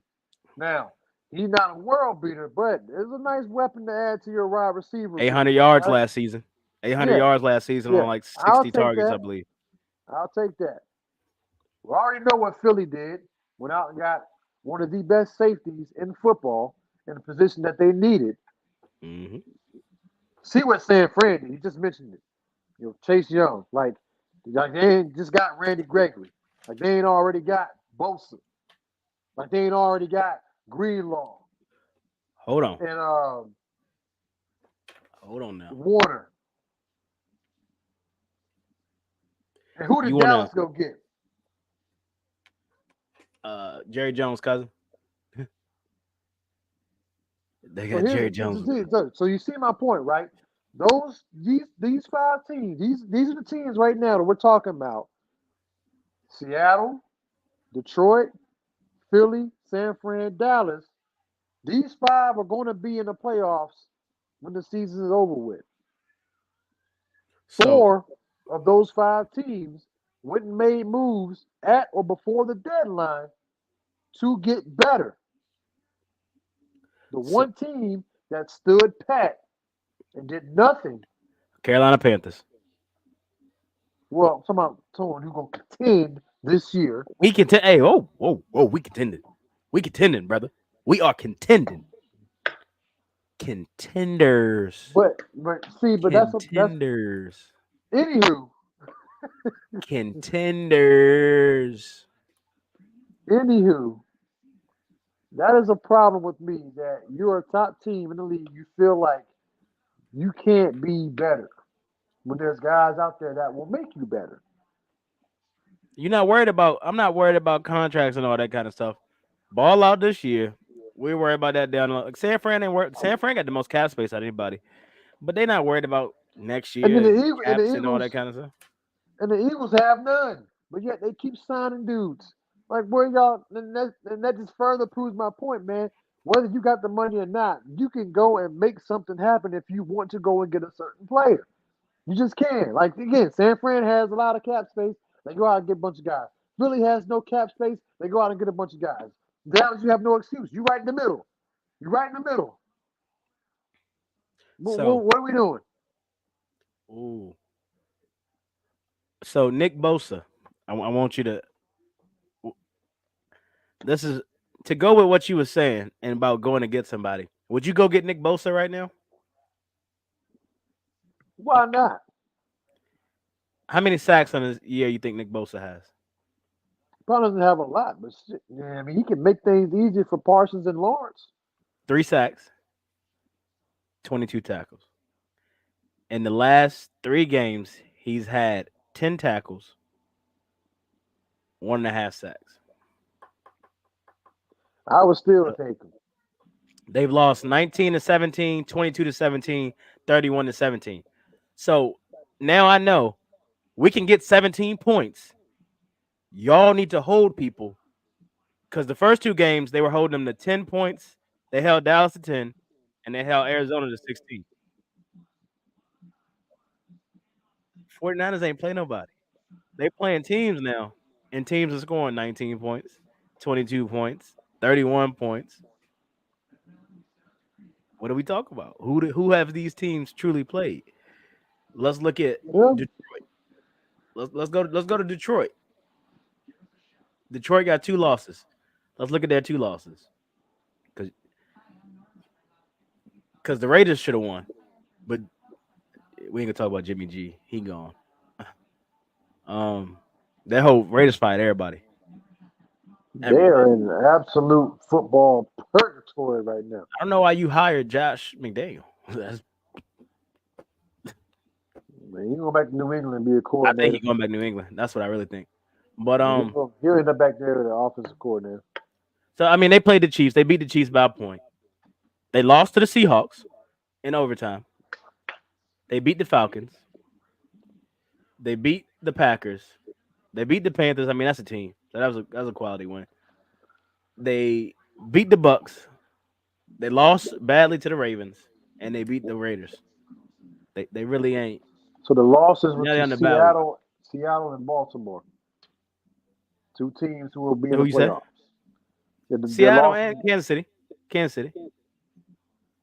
I'm saying they lost to Seattle. They lost to Seattle and Baltimore, right? Yeah, that's two quality losses. No, they beat Seattle. They lost to I'm sorry, they beat Kansas City. They lost yes. Right. So that's Yes. what I'm saying. Yes. They lost to Seattle, lost to Baltimore, two teams who will be in the playoffs. I mean, they beat Kansas City, but Kansas City will be there. So we'll say they got one quality win They don't out got of no their wins, five. bro. They got one quality win out of five. I mean, I mean well, Kansas City, yes. maybe not because Travis Kelce and Chris Jones are playing that game. Wasn't playing. First game of the season. So I mean, maybe that's not as quality wins we think. I don't know. Let's go to Philly. Let's go to Philly. Miami Dolphins. That's it. The only win on this schedule they had that was against somebody good or decent. Everybody else, they ain't play nobody. They ain't playing nobody. Who did they lose? Who did Philly lose to? They lost to So they beat the the Bucks. Jets. They beat the The Jets. Commanders. The They Jets beat the beat them. Rams. They lost to the Jets. They beat the Dolphins. And the Commanders didn't play them tough. Hmm. And now they got y'all this week coming up. And then this is what Philly schedules will come. So that's what I'm telling you. I don't think so. They got the Cowboys, the Chiefs, the Bills, the 49ers, the Cowboys, the Seahawks, the Giants, the Cardinals, the Giants. That's their schedule. Hmm. The Eagles might get. I'll give them the Giants and the Cardinals. The Seahawks with Leonard Williams some time and he's a division rival, so he knows how to play you and give him some time to actually acclimate to Seattle. Yep. Cowboys, y'all gonna play them tough. The 49ers, they probably gonna be hurt December 3rd. The Bills, the Chiefs on Monday night. Philly, that's what if you lose those, what's that? 1, 2, 3, 4, 5, 6. That's 6 losses. So now you're looking at what 7-7. Yeah, I don't think they're gonna lose all those games, but they're definitely gonna lose like 2 or 3 of them. Is that line? Isn't that line hurt? I'm not certain. Let's go to Seattle. I think Seattle has some quality wins though. So Seattle, they beat the Ram. They lost to the Rams 30-13. They beat the Lions in overtime. They beat us. They beat the Giants. They lost to the Bengals. They beat the Cardinals. They beat the Browns. They got the Ravens this week, Commanders, Rams, 49ers, Cowboys, 49ers, Eagles, Titans, Steelers, Cardinals. Losable, a lot of losable games in there. Hmm. And then after them is the Atlanta Falcons, who just benched their quarterback and is going to a backup. So right now, the top 7 seeds is Philly, Detroit, Seattle, Atlanta, Dallas, San Fran, Minnesota, who just lost their quarterback. And everybody's saying, "Oh, the NFC South can get 2 teams." The Saints are right there behind the Vikings. The Bucks are right there behind the Saints. And then it's the Rams at 3-5, Commanders, Packers, Giants, Bears, Panthers. If we get to 4-6, bro, it's on and popping. It's Yeah, on and I pop. mean it will be at that point, but you got to get there. Because the Falcons, they got a second string quarterback now. I mean, that's Tyler Heineke. Tyler Heineke, he give you a fighting chance. He's another PJ Walker type. Well, yeah, he's had his moments. He's another. So they got So the Falcons have the Vikings this week, which is probably gonna be a win, depending on who they got at quarterback. They just signed Josh Dobbs. So they got the Vikings, the Cardinals, the Saints, the Jets, the Bucks, the Panthers, the Colts, the Bears. Oh, the Falcons got an easy schedule. I don't know. I don't know. I don't know. I'm gonna take that back. They got an easy schedule. Who do the 49ers have? Did we do the 49ers already? Mm-mm. 49ers have. We did some of them. They got Jacksonville after the bye this week. Tampa, Tough. Seattle, Philly, Seattle, Arizona, Baltimore, Washington, LA, Rams. It's a little bit easier than what Dallas and Philly got to go through. But there's a couple games on there that they could drop. But they can't lose games because they're already second in the division now. The 49ers may not make the playoffs if they lose games. Because you got the Vikings behind you at 4-4, and you got the Saints behind you at 4-4, and the Bucks behind you at 3-4, and you 5-3. If you lose one more, you 5-4, and these teams win, you starting to fall. It's open, brother. It's wide open. It is wide open. If you really think about it, 49ers might not make the playoffs if they don't get it together. Yeah, if they don't, but I think that they will, and they'll get healthy and they'll get back on track. But like I said, I think they can still drop 2 or 3 more, like Philly, going down the stretch. Philly, I think they'll be fine because they're 7-1. So you have room to lose. But and even in the AFC, you got the Chiefs, the Dolphins, the Jags, the Ravens, the Bills, the Steelers, the Browns. I mean, everybody in the AFC is still in it. The Patriots are 2-6. Everybody else is 3-5, 3-5, 3-5, 3-4, 3-4, 4-3, 4-3, 4-3, 5-3, 6-2, 6-2, 6-2. Like it's open. I think it's really wide open. Who Kansas City got for the rest of their schedule?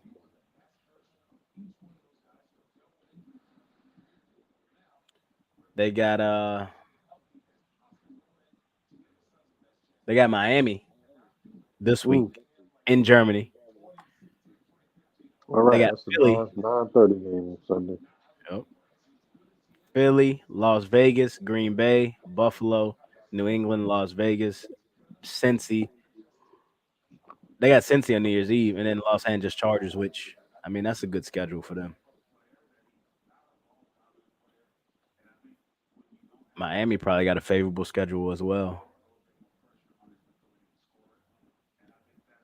Miami got KC, bye week, Raiders, Jets, Commanders, Titans, Jets, Cowboys, Ravens, Bills. They finished their seasons with the Cowboys, Ravens, Bills. That's the last three games for Miami.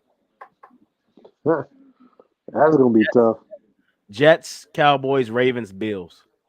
And the Titans. And the way Will Levis looking tonight, that may not be an easy game because Will Levis can stretch his field and allow Derrick Henry to get 6 yards of carry. But That's a lot of bad news for them. who is that? The Dolphins. But they got Jalen Ramsey back. He got a pick. Yeah, first game back. Yep, I saw that. I'm worried about Jacksonville. Think they'll beat 49ers next week. They tough. They playing people tough. Like, yeah, they got the bye this week. So you got the 49ers coming off a bye. So you got the Niners, the Titans, the Texans, the Bengals, the Browns, the Ravens, the Bucks, the Panthers, the Titans. And we playing in Jacksonville. Oh, that might have to be on New Year's Eve. Oh, that might have to be a game. Oh, next Thursday night, we Carolina Panthers on Prime. Next Thursday night too. Prime time. Prime time game. DJ Moore revenge game. Deontay Foreman revenge game. Ah, All right, let's get our picks in. Miami and KC. Who you got, Trigger? I'll tell you what. I'm gonna go with Is it at Kansas City? I think it's at It's Arrowhead. I'm going with Kansas City. 1 second. KC. That's a tough one for me. Yeah, it was for me too. But I'm gonna go with after them coming off the loss of the Broncos. I don't see them losing two in a row. Yeah, Especially it's at Tyreek Arrowhead. Hill. Oh Tyreek no, it's Hill. not at Tyreek. Arrowhead. We just said it. It's in Germany. Oh yeah, right. Tyreek Hill been talking trash too. I think the Chiefs gonna be ready for him. I The want to Chiefs' go with the defense has Chiefs. also been pretty good this year too. They've only allowed one game so far where they allowed an opponent to score over 20 points. And that I was want to go with the against the Chiefs. Broncos. I want to go with the Chiefs. But the last time they played a team with receivers, adaptive receivers, they lost. Even though they didn't have Travis Kelsey and Chris Jones, it was close. But Tyreek Hill knows them. I know Patrick Mahomes is probably going to get some get back. But I'm going with the Dolphins, man. In Germany. Upset. Is it an upset though? They both 6-2. Is it really an upset? Nah, I wouldn't say it's an upset for either team or whoever won. I just think whoever wins just wins. But AFC Championship preview. possibly. Minnesota versus Atlanta. No Kirk Cousins. I think they got to turn to a rookie quarterback because the other quarterback, Nick Mullins, is hurt as well, I believe. Or I Josh still Dobbs. I still like Minnesota. Ooh. Over Bijan and the Falcons? It's in Atlanta. They both 4-4. But Tyler Heineke is starting too. You right. So you going Minnesota. Ah, yeah, I'm Actually, still. Brian Flores is going defense is going to shut down Bijan and Tyler Heineke. I'm going to go with Minnesota as well. Seattle versus Baltimore. We got some good games this week in Baltimore. Baltimore. Yeah, I'm gonna go with Baltimore. That defense is playing crazy. Yeah, what they just did to Detroit. Yeah. Um, Arizona versus Cleveland. Is Deshaun Watson back? That was gonna be my next question. Ooh, Philly just scored Pickens. Ooh, he dropped that in there. Kenny Pickett just dropped that in there. Let's see. This turned out to be a good game. Change it back. Spurs up seven Let's nothing on see. the Suns right now. Who is it?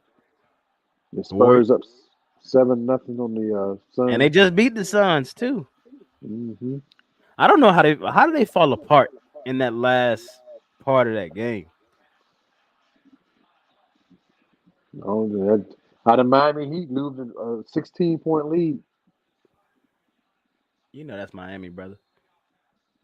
That's what they do. They blow leads. The Browns defense is number 1. The Cardinals defense is 29. I guess I'm going with Cleveland. I don't see anything about Deshaun Watson, but no Josh Dobbs. You're starting Clayton Tune. I'm gonna go with the Cleveland as well. All right, Los Angeles Rams versus Green Bay. I think this is gonna be a good game. Yeah, two Man, I sorry don't care. teams. Rams at 3-5 and 2-5, brother. They ain't sorry in NFC.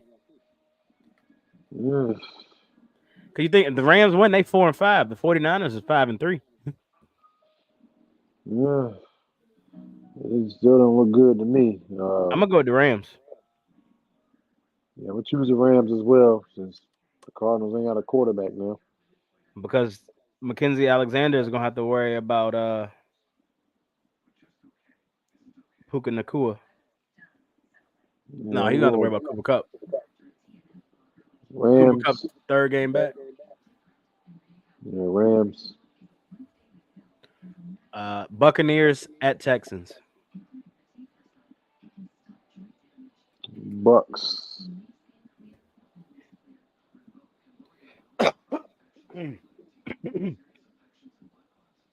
We beat the Texans. I don't know. I'm going with the upset. Give me Houston. I need to get. Ooh, I need that division race. I need the Falcons you, to lose. I you need the Bucks to getting lose. you getting loud for Stroud, huh? No, no. Yes, sir. Yes, sir. Who loud for Stroud? Hey, Washington versus New England. These two teams that just confuse me. Yeah, you don't know who you gonna get. It's like a One box one of chocolates. You one never know week, what you're gonna one get. yeah, one week they want to be good, and next week they want to fight for a draft pick. Uh, It's in New England. I'm gonna go with New England.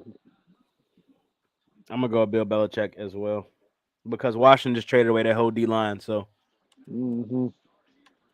um, Chicago versus Chicago at New Orleans.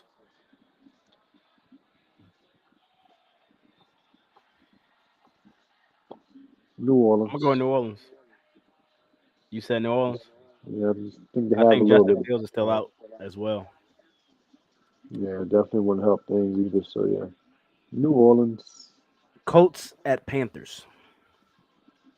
Oh yeah, I already chose Indianapolis. I mean, I said it so you can rethink your decision. I want you to really think about it. I want you to truly get in there and think about what you think about right now. I just Indy, want you to be sure. I'm sure. America win probability got the Colts 56% winning. Mm, Uh, the Colts offense is number 7 in the league. Carolina's offense is 29th. The Colts defense is 30th in the league. Carolina's defense is 4th. Uh, our defense is 4th. Damn, we playing like that but not JC. Imagine what would happen when JC and Von Bell come back, Trigger. Von Bell's a game time decision as well. I want you to know. And Jeremy Chin hurt too. Jeremy Chin out too. Von Bell is a game time decision. I want you to remember that. We got hmm. Von Bell, Xavier Woods. I'm not worried about Michael Pittman. TJ Henderson can stop Michael Pittman. Dante Jackson can stop Michael Pittman. Brian Burns is going to keep Jonathan Taylor wrapped up. Gardner Minshew will give us the ball twice. Probably. I'm going Carolina, man. Carolina will win this game, bro. All right. New York Giants at the Las Vegas Raiders. Bro, it is. They are 4 minutes in. The Suns have still yet to score a bucket in this game, yo. And they're It's going to win by 10. 13-0. Okay, never mind. KD just finally scored. TJ Watt, 9.5 sacks this year. But Nick Bosa just got paid and he got 3. But TJ Watt did get 4 sacks in one game, I think.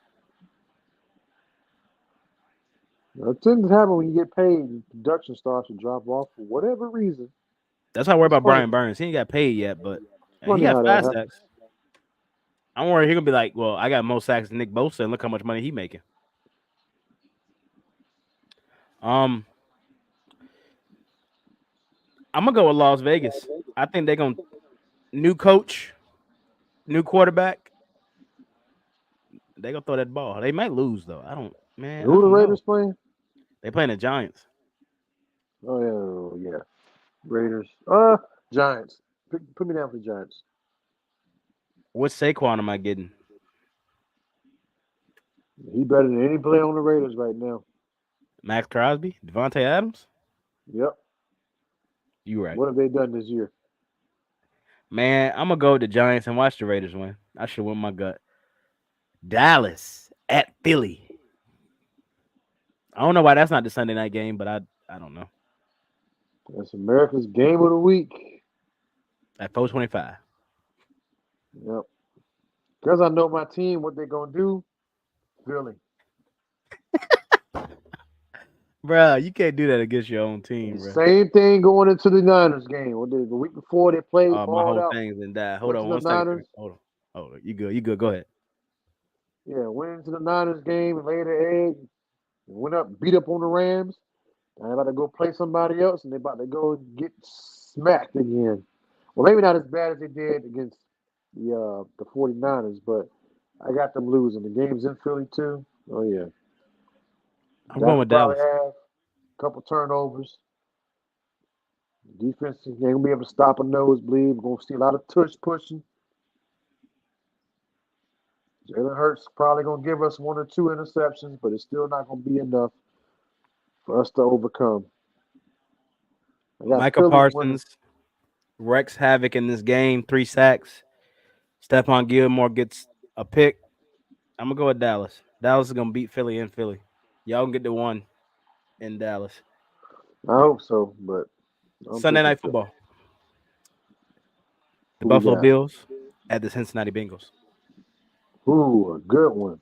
Joe Burrow started to look like Joe Burrow again. Jamar Chase looking like a Buffalo's true hurt, number 1. and Buffalo is hurt. No Buffalo, Tre'Davious White. Buffalo is banged up. No They Matt are banged Milano. up. Man, Give me Cincy at home. you going with Cincy? Yep.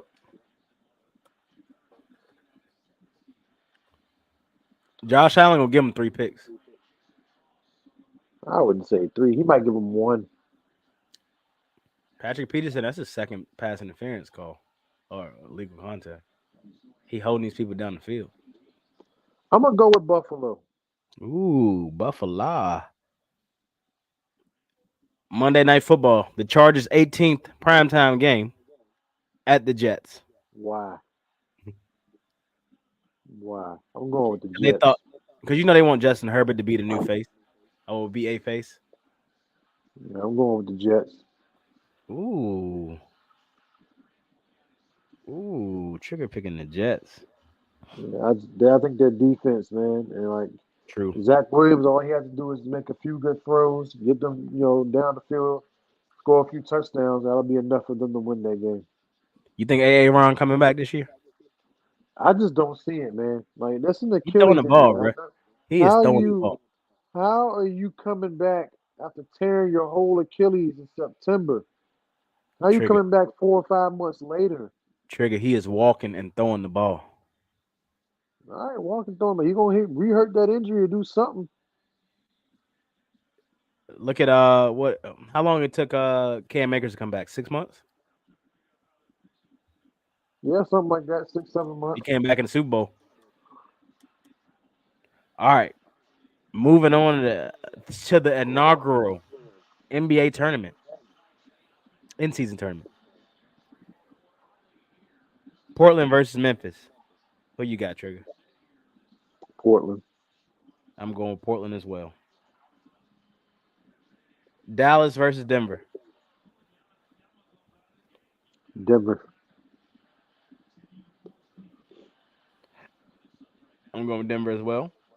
Golden State versus Oklahoma City. Derrick Henry running that ball. Golden Derrick Henry State. running that ball right now. Oh, they took the touchdown from him. Dang, they took the touchdown from him. You said Golden State. Mm-hmm.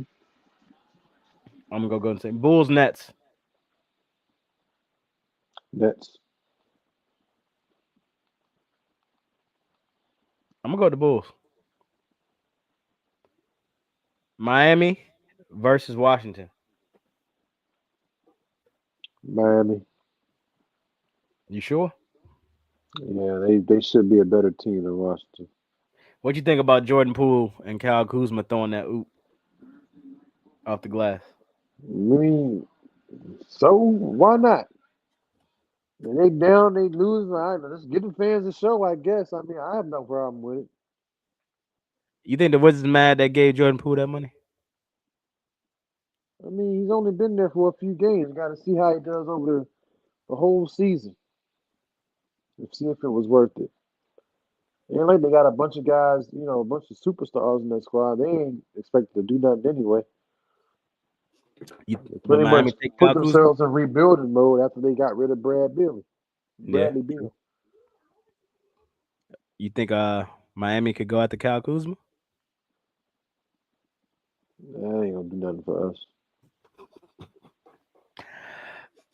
New York Knicks at Milwaukee. Milwaukee. I'm going Milwaukee as well. Who is this? Cleveland versus Indiana. Cleveland. And I think you 3-0 on the season, 4-0 on the season right now with the picks. All right. College football. Ohio State #1. How you feeling, Trigger?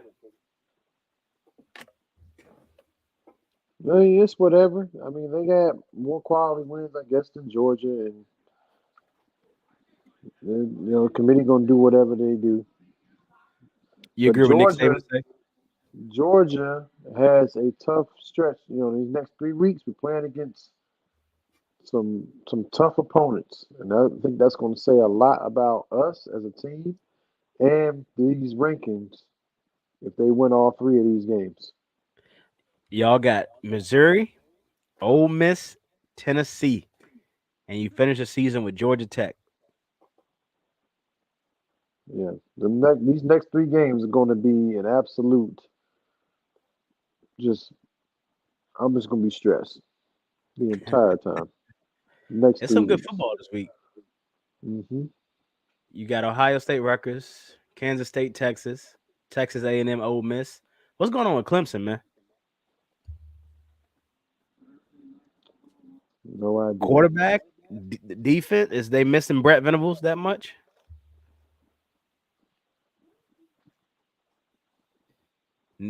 They got Notre Dame, Clemson, UConn at Tennessee, uh, Air Force, #25, Air Force versus Army, Missouri, Georgia. How you think y'all gonna win? You worried about Missouri?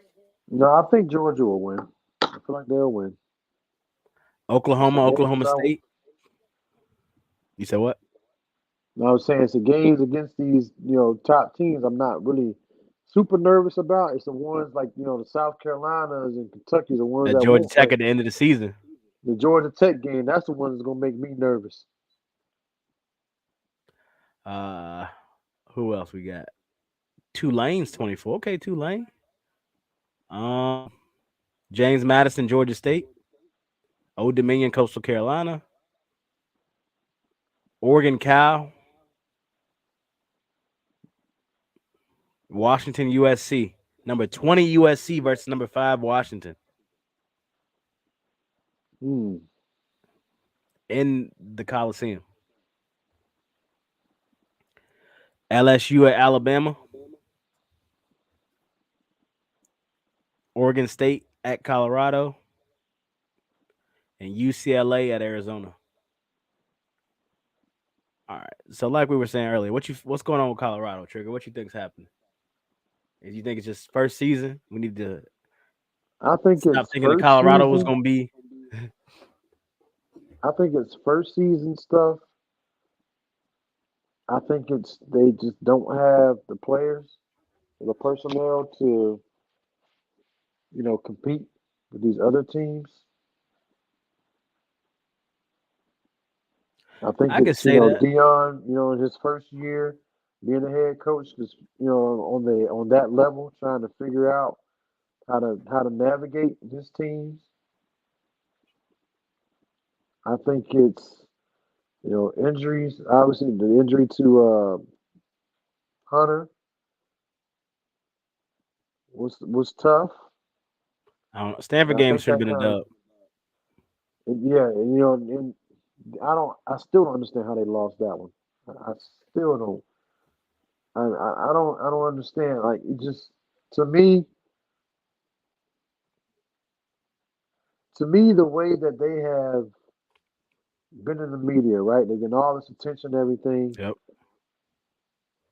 All of a sudden, they went on the games. No one's really talking about Colorado anymore. Like they got blitzed by Oregon, and then they came back, and it looked like it was headed that way again against USC a week later. And all of a sudden, they made it a ball game, made it respectable, and it was like, all right, cool. They kind of got, you know, some some some fanfare back after what they put out the week before But against. I think that's more USC not being a good team or their defense. Yeah, it could be. It could very well be because we see what they look like after that Colorado game. Yep. Um, Caleb Williams has looked very, very much so like a regular human, and he's pretty much played himself out of the Heisman race after that. But going back to Colorado, I think that with those with those two games and how big they were, and them losing like they did to Oregon and making things respectable for USC, then to turn around and blow that game against Stanford just absolutely crushed them. And I think that now, they can continue and lose every game the rest of the way, and this will still be considered a A good successful season. season Uh based huh. off of how they finished last year. They only won one game last year. However, given Deion Sanders and who he is, his son being the quarterback and the other son being the defensive back, and all the hype They got around them ejected going last game going too. into yeah for the targeting, um, all that they've gone through and brought to that university. It's like, all right, cool. Y'all had a good season, whatever. Y'all let some games get away. Y'all kind of look sloppy at times. You know, these guys look like they're clearly overmatched on the field, playing against these other schools. Now next year is going to be about all right. We've seen glimpses of potential greatness and all this stuff. What are you going to do to fix this and make sure that this is a reoccurring thing? What Right. are you going to do to make sure that when we step on the field every single week, we're expected to win and we actually win games, not just compete, and make it respectable against these top teams that we play against. So that'll be the battle for him, next year. And I think it'll be harder for them next year because of the expectations, because, he's kind of put those expectations on himself with him, Right. talking in the Just media being about Dion. just going out and getting better players, which he's not lying. But, it's one thing for the media to call that out and say this is what they need and to kind of have, their own expectations. It's one thing, for that. It's a completely different thing to put those expectations on yourself, along with what the media sees and what they're, putting out there. It's just hard to, if you don't live up to that, to escape it and to live it down.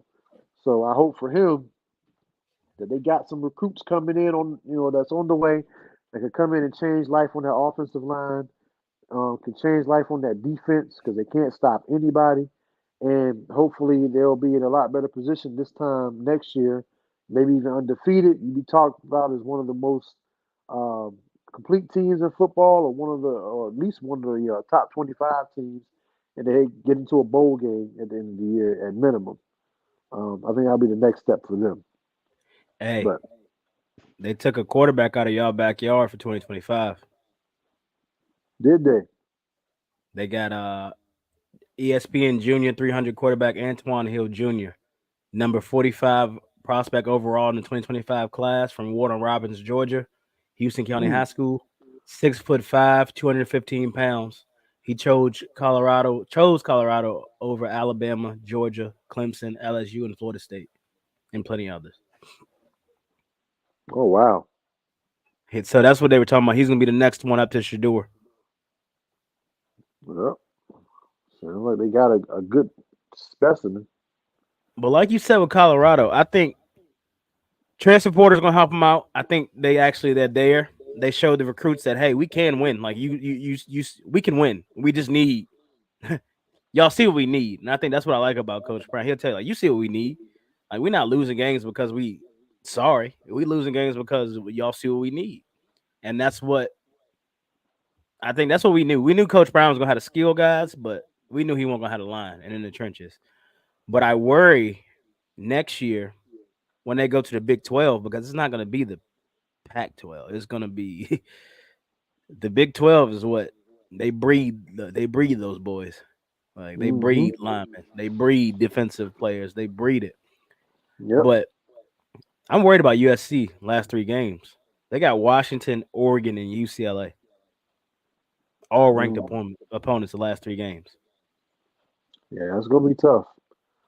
and they barely beat They beat Cal by a point. They lost to Utah. They lost to Notre Dame. They lost to Notre Dame by 28. They beat Arizona by 2 points. They beat Colorado by a touchdown. They beat Arizona State. The first four games they beat somebody handedly. They beat them well. Then they got Colorado, and that's when it's been close ever since, or losses. I think Washington beats them. I think Oregon beats them, and they may lose to UCLA. Well, depending, I don't know. Colorado should have beat UCLA. You should not lose to a team that got two different quarterbacks playing. I agree. They should have won that game. But you said they had Travis Hunt. Yeah, they had Travis. Travis got two picks in that game. Yep, he had came back, or he was back by then. Played in that game. Yep. But I agree with what you said. I think just for Coach Prime being Dion, he's putting a lot of pressure on himself. Just you got pressure because you Dion, you prime time, so you got to Yeah, live up to that that's pressure. that's gonna happen. Right. What you think about Michigan? We're talking about the whole thing going on with them cheating, all that allegedly. Everything. Yeah, I don't really know much about that. I know they had a meeting about that. Some of the coaches in the conference were saying that some of the games were tainted, and they were just crying for something to be done about it. Um, Obviously, I think it's really hmm, to me. I feel like yes, they might have done something to compromise the integrity of the game, Yeah. and I feel like they should be punished for it. Um, but what do you do? Like, what is it going to take to, and how do you guarantee that it's not going to happen again? With somebody else, or that others haven't been doing? Because you know how many college football teams that there are, across Division One, not counting all these big time schools. They're everywhere. Like I guarantee you, Michigan's probably not the only team that has done something like this. They just the first ones to get caught, and that's kind of scary to think about because it's like well, I get football is a complete game. It's a hard game to win.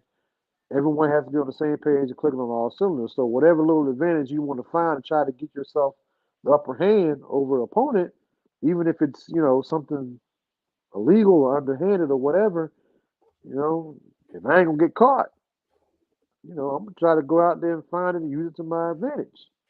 You You agree with know, you agree with what I Coach don't, Prime say? Even if you got the cause, you still gotta stop it. absolutely, absolutely, Like, you do. Absolutely, you do.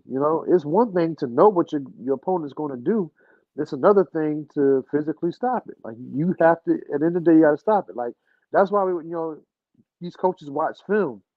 You know, they see what this team is trying to do. They see what plays they run, what schemes they try, and their whole job is to figure out how do we beat this scheme? How do we expose their weaknesses and make them play to that rather than to their strengths? That's the whole job of the coaching staff when they're in there breaking down that film. So that's an advantage they try to gain for their team by putting the other team on tape, looking at their tendencies and what they like, what they don't like, and then game planning around that, and then giving your guys the best chance, or sending your guys on the field with the best chance at winning the game by executing that game plan. So yeah, he's absolutely right.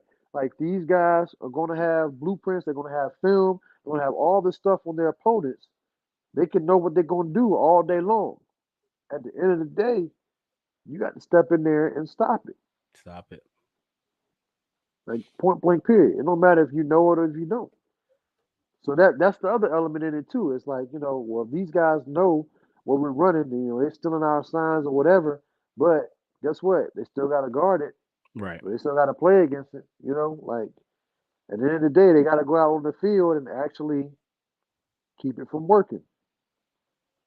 So, but do I agree with them trying to resort to methods to give them unfair advantages? No, I don't. But if they do and they get something on us and they know our calls or whatever, like again, you still got to come out there on the field and stop us from getting done what we're trying to get done. I And that's think just what it. it boils down to. I think if it's true, you got to do something about it. But if it's not true, um, I think it sucks for who's that? JJ McCarthy. I think it sucks for JJ McCarthy because I heard him talking about it too, and I agree. I think he's not getting a Heisman. He can't get a Heisman now. Like even with all this on you and everything that's on you, he's not. He's been playing well too. Is he's not getting a Heisman after all this? But yeah, I hope Yeah, it's not you just true. you But can't. and what do you think about the realignment that's going to happen next year? If you know, so Cal, SMU, and Stanford are going to the ACC. Hmm. Um, Oregon, UCLA, USC, and Washington are going to the Big Ten. So you're gonna have Michigan, Ohio State, Oregon, Penn State, UCLA, USC, Washington, all in a conference. The Big 12 is getting they got BYU, Cincinnati, Houston, and UCF this year, but next year they're getting Colorado and Utah. And then the Pac-12 is, that's gone. You got Oregon State and Washington State. We don't know what they're gonna do with them. And then the ACC is talking about what they're gonna do with Notre Dame because Notre Dame is part of the ACC, but they're not part of the ACC. Hmm. And then the SEC, Yo division, Oklahoma and Texas, Yep. Arch Manning. Yep. I So mean, why would you want to do that to yourselves? I don't know, but come on, to who? I think Oklahoma Brent and Venables is gonna run Texas. the SEC. I think Brent Venables is gonna take the SEC and destroy it. I don't think You so. really? I don't think so. I was on the You Oklahoma sure train about until they that? got beat. I was on the Oklahoma train until they got beat this past weekend. Those boys in the SEC are a different breed. I'm telling you. Why you think we struggle against some unranked teams in our conference? I think they just need to go. I don't get You how you know, add SMU, UCLA, and Stanford to the ACC. It's the Atlantic Coast Conference, and these people are on the Pacific Coast. But they were talking about it like you're not gonna be going to California. Like they got it all aligned, but I just don't get it. I just Yeah, I don't know. It makes no sense to me logically. Proximity, all that stuff. Like you're on the whole other side of the coast here, or the whole other side of the United States, and just travel. I'm it just thinking makes about we paying for yeah, travel. Like yeah. I don't get it. I truly don't get it. But they got it all worked out. I guess we'll see. I wanted to do a little exercise with you too before we get out of here. Hmm. Going back to the NFL. Which NFL divisions would you rearrange? Like Dallas since we're talking about the college, how to rearrange it. Which NFL divisions would you rearrange?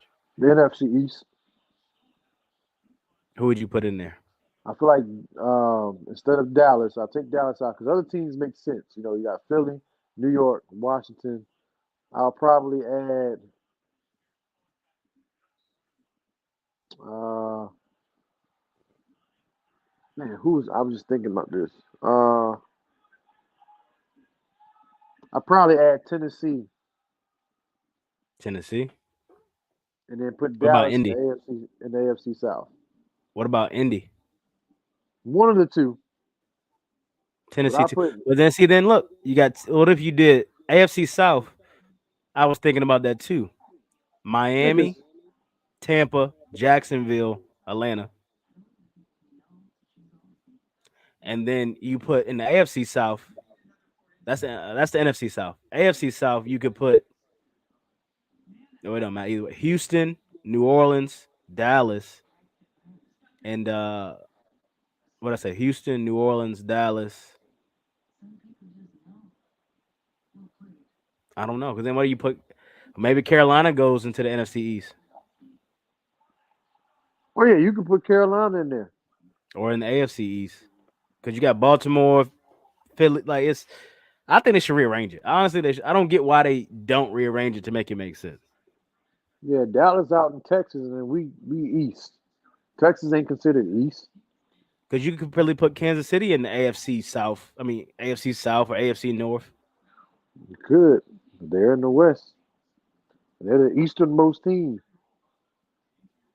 in that division. It's 'Cause you got Vegas, you got Denver, and you got the Chargers. That's all West Coast. put Arizona. But Arizona can switch with KC, and well, no, that don't make no sense. They close, but I don't know because you got Las Vegas, Los Angeles, Arizona, and Denver. That makes. But yeah, I don't get why Dallas is in the NFC. I mean, Yeah, you and you got got Detroit. you You got could do Washington, Detroit, Indy, you Minnesota, got Green Bay, Washington, New York, Philly, and then Dallas. Like they're clearly the odd man out in that division. or you You got do San Houston Fran. in the AFC South and Dallas in the same state, only hours away, and we in a whole different division, and we East. Put them in the same division. Let them play each other twice a year. Yeah, we should be. They right. The cross state rivals I don't. play I once think every all the 4 Florida years, teams, and we right there together. all the Florida teams, put them in the same division. All the California teams put them in the same division. What the NBA does, the whole floor, all the California teams in the same division plus Phoenix Yeah, in the Pacific Division. You got the Lakers, the Clippers, the Kings, the Warriors, and I think the Suns are the 15. So all the California teams and the Phoenix Suns, because same division. I think we were in the AFC South or the what did we looked at it last time? I think Carolina was in the West, NFC West before they redid it. It was one of them. I don't get why you put Dallas in. I mean, you don't have to change anything else. Just get Dallas out of the NFC East. I get you want to do it because of the Commanders rivalry, but and the Eagles rivalry. But switch Dallas with Indy, and then well, no, because then it don't make sense for the AFC South. Because you got Jacksonville, Houston, Tennessee, and Indianapolis for the AFC South. Does that make sense? That makes more sense in the East. No, because the East, at least you got Philly, Washington, and New York. But think about it, you got Houston to Tennessee to Ohio to Jacksonville. Oh yeah, I guess I see your point there. Like A you little can put them spread in out. the AFC North is fine because you got Baltimore, Pittsburgh, Cleveland, Cincy. That's or you could even put Indy in there with take Baltimore out, put Indy in there, and put Baltimore in the NFC East, and then put Dallas in the AFC South. I think that works out. Then why is Miami in the AFC East? Like put Because Miami I in the AFC feel like South. it's gonna be one team that's gonna be off or like in the wrong spot. I'm looking at it. I'm just trying to. I'm really trying to make it make sense. Like it's like the NFL is the NFL, but these divisions don't make sense. I mean, the NFC North makes sense. The NFC South makes sense. The NFC West makes sense. NFC East doesn't. AFC West. Why you got Kansas City in there? Don't know.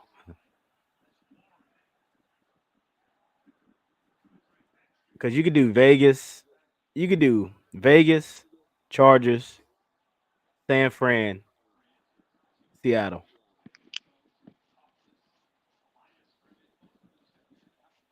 I don't. That's what that mind boggles me. I was looking at it earlier and I was like, is everybody okay with like I don't because I was looking at the college football one too. I'm thinking about travel and paying for it and all this kind of stuff. And they talking about we don't want teams traveling all this, but obviously don't care because now we're going to Germany and all that kind of stuff. So what's gonna happen when they add that NFL team in London and all that kind of stuff? Then you're gonna have the London team in the NFC East. The London then Dallas gonna be flying from Dallas to London For a division matchup. once a year. But Yep. I would really look at it and just see because then you got competition too. Because yeah, Miami in the AFC East. You could even just switch Miami and Indy. Put Miami in the AFC South, and then put Indy in the AFC East. I guess you could do that one. That makes sense.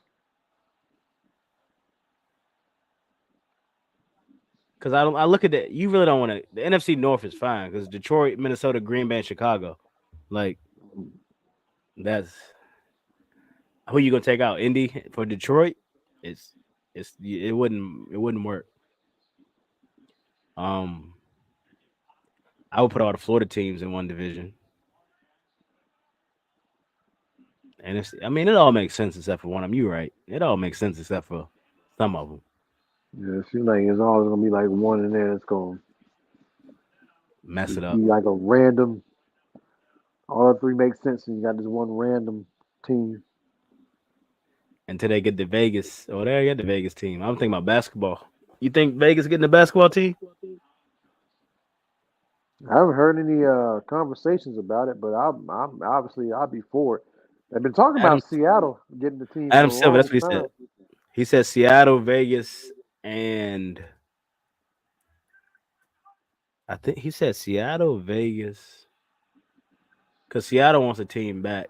Um, Yeah, Seattle is definitely he said you once they get a know new contract, new television deal, they're gonna talk expansion. because But there's both of those cities, Seattle and Vegas, they both have teams there for the WNBA.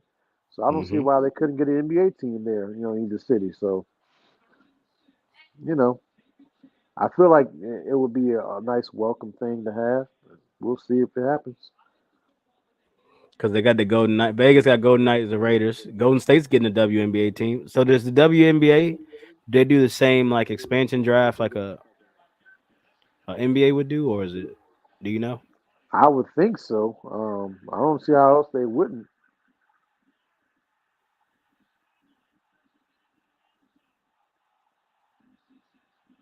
Well, both Seattle and Las Vegas have NBA ready arenas. This is more of a by the end of decade thing. Hmm. I wish Virginia Beach would have got the Kings or Hampton would have got the Kings.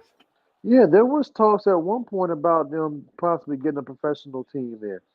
That Hmm. would have been that would have been something. I kind of wish it still would happen, honestly. Well, I was in a meeting today, and they were talking about they building an arena on 95. I don't know what kind of arena. Oh, did he score on a pick? Oh, he out of bounds. This is a good game, brother. Philly, I think Pittsburgh may score. But yeah, they building an arena in Richmond. We don't got the. I don't know. I think we do have the population because Oklahoma City can have a team. I think Yeah, it's Richmond places in the and country that got these sports teams, man. Richmond could definitely have one or two of them, man. You can't tell me that. They got the flying squirrels. We could get somebody in here. they about to build all that new. We got the kickers, we got the squirrels. VCU, you already got a basketball town, Yeah, I mean, you got people that'll come out and support. but they probably go to Hampton first. Richmond's got is a big enough city with enough history that we could have something. Oh my gosh. When you looking, the Suns came back yet? I'm watching. I'm about to turn back to the football game now. You said it Oh, was interesting. oh yes. 4 minutes left, and they about to score, bro.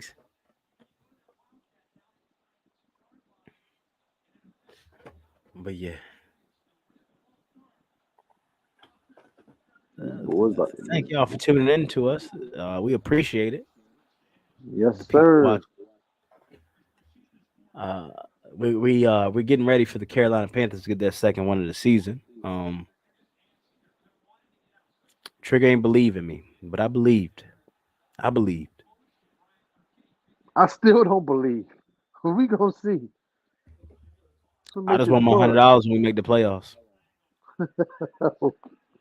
I just want my $100 when we make the playoffs.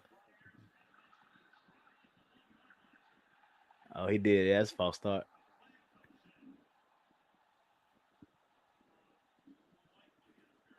There's a bet now. How much do you believe?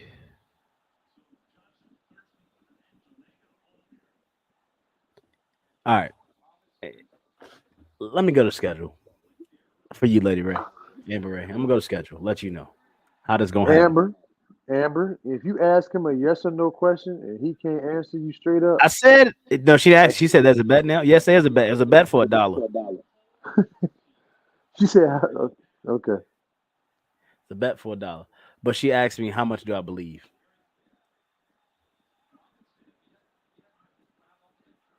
Said, let Uh, me go pull up the schedule.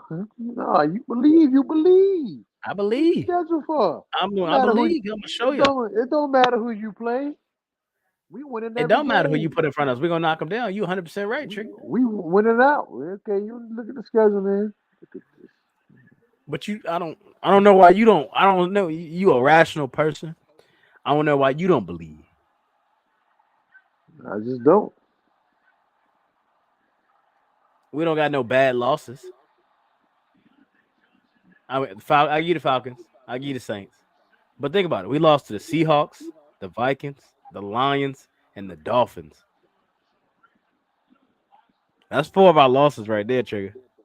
The other two was Bryce Young's first two games in the Mm. division games to start the season.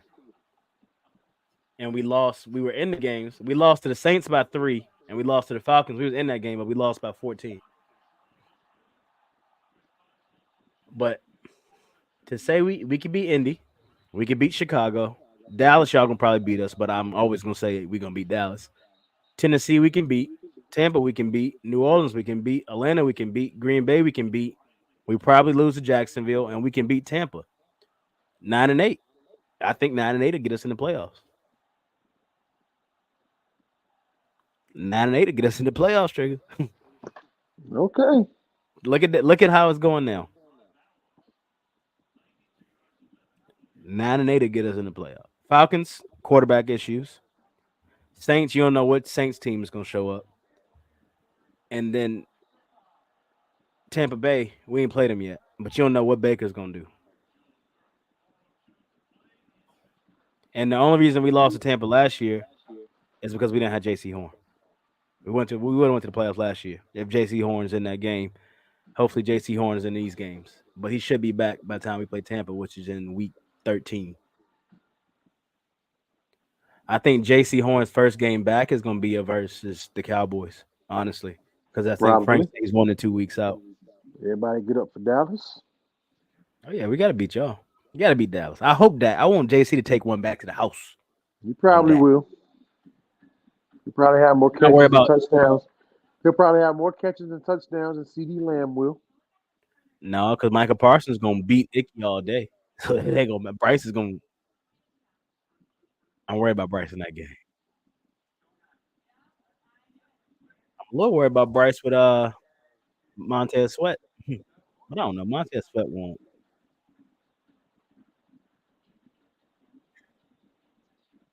But yeah, I don't know. 9-8. You don't think 9-8 get you in the playoffs? It might in that division, but I just don't. I don't know. If I see y'all with 9 games. That's a lot. All right, let's go. Can we beat the Colts? You could. Can we beat the Bears? Yep, you could. I give you the Cowboys. I give you the Cowboys. Can we beat the Titans? I don't know. Yep, you It could. depends on if it's Will Levis. We could beat the Bucks. We could beat the Saints. We could beat the Falcons. We could beat the Packers. Jaguars. I think we could beat them, but I don't know. It just depends on how their season goes because they're gonna be in a lot of tough fight. They're gonna be in a lot of battles. They're gonna be in a lot of tough fought battles. They still got to fight for their division because their division is gonna be tough. And then we end on Tampa at home. Tampa at Bank of America Stadium. Green Bay at Bank of America. Atlanta at Bank of America. Tampa Bay. So we playing Indy at home. Chicago's away. Dallas is at home. Tennessee is away. Tampa is away. New Orleans is away. Atlanta at home. Green Bay at home. Jacksonville's away. And Tampa at home. 9-8. Okay. But look, if we get to 7-9, that's a Dion season for me. Especially going 0-6. If we go from 0-6 to a 7-9, I'm happy with that. 7-10. 7-10, yes. 7-10. Is it 7-10? Yeah, Yep. 7-10. Yeah, Seven, 7-10. It's 17 games. 7-10. Yep. 7-10. Dang, no, I'll give me 8-9. Give me 8-9 then. Cowboys record 8-9. Cowboys record. Huh? Yeah, y'all history is 8-8. Well, yeah, with certain coach. What was y'all record? Well, last year y'all was what, like 12 13 and and 5. 12 and 5, yeah. Jason Garrett, Jason Garrett's gonna get you Well, 8. actually, we've gone 12 and 5 the last 2 years. Oh, he went all the way back to the 50. They had a real short field, didn't he? So what you think? Oh, you ain't even watching the game. I'm saying, what you think about Will Levis? Yeah, I remember been watching. About to see now. We But had the look what he ball. did in his first game. Look what he did to Atlanta. Oh gosh. 4 touchdowns.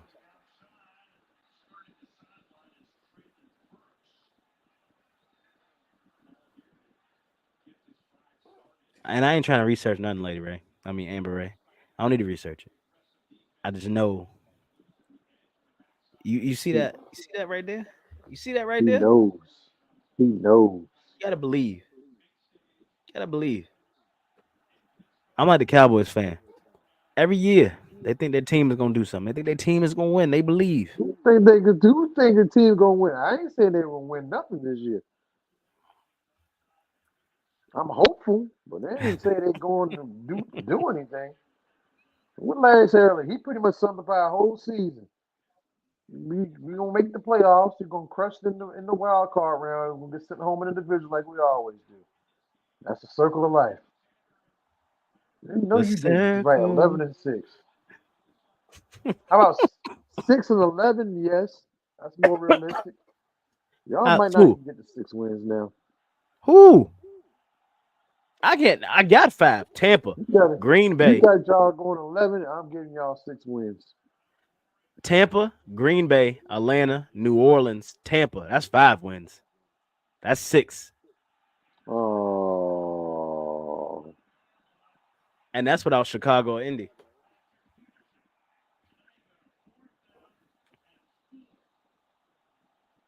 Mm.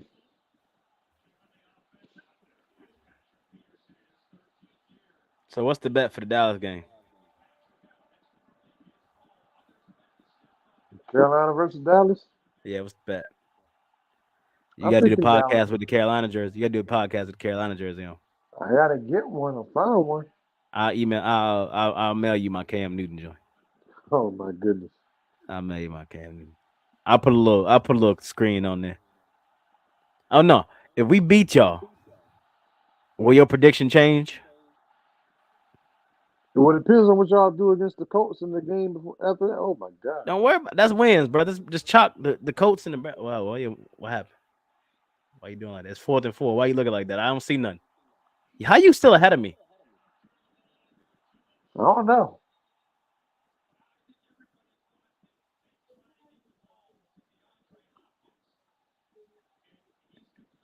What's happening? What's happening? Oh, he holding TJ Watt. Oh, is that why? Is he all right? I have no idea. But I tell My you man, what, though. man, come on. No, I no, tell no, you no. what, that would have been a heck of a catch, but I don't think it would have. I don't think it would have held up. It wouldn't have counted because he landed out of bounds. No, Mm, no, no, no, no, no, no. Oh,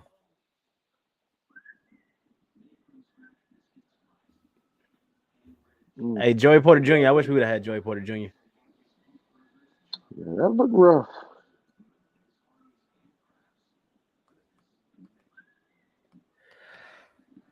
All right, Trigger. 2 hours and 17 minutes. What's Mm. your final Trigger, soliloquy to get you out of done here? changed your thing like 10 times tonight. I don't know what you're talking about. I don't know what you're talking about, brother. I don't know what you're talking about. What's your final words for the viewers? Hey, thank y'all for rocking with us this far in our very young journey to this podcast. Um, you know what I'm saying? We just gonna keep it as real as possible. Like we just two sports dudes. Like we ain't got a whole bunch of notes and stuff. Like we got little things that we refer to, but it's just two guys that are coming together and just talking about what we see. Just two fans. That's it. Just barbershop talk about all that's going on in the sports world. Carolina getting the dub, bro. I just want you to know that. I just want you to know that, Trigger. How many times have I said it? How many times I done said it? I say it every week. I'm a You know, fan, I bro. I'm a I fan. appreciate your fandom, I can't. but Hey, wait. Hey, y'all I'm think gonna this? need Wait till you. Dallas week. I'm gonna need you to. Oh, okay. Wait till All right. Dallas week. It's gonna be some arguments. It's gonna be full breakdowns. We gonna We'll break down see. film. We'll see how them Panthers are looking come Thanksgiving time. Around about Thanksgiving ish, we'll revisit this conversation and we'll How many see where wins is they at. that? He said, "How many 1, wins is that gonna 2, be?" 3. So Thanksgiving, that's Sunday. We play the Titans on the 26th. We're gonna have if we 4-6, Trigger.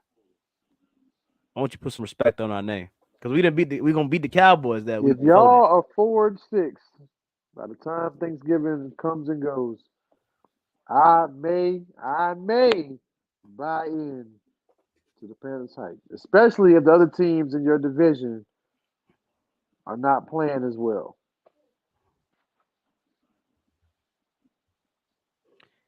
Well, well, that's that's gonna be the week after we beat the Cowboys. Oh man, come on. Yeah, that leg just buckled. Oh my gosh.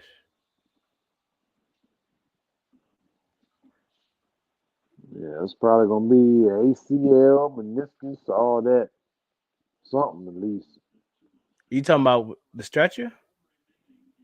Hmm. He ain't moving though, bruh. Yeah, you see how his leg hit when we hit Yeah. the ground? He's going down. How his knee just buckled. I worry about a neck.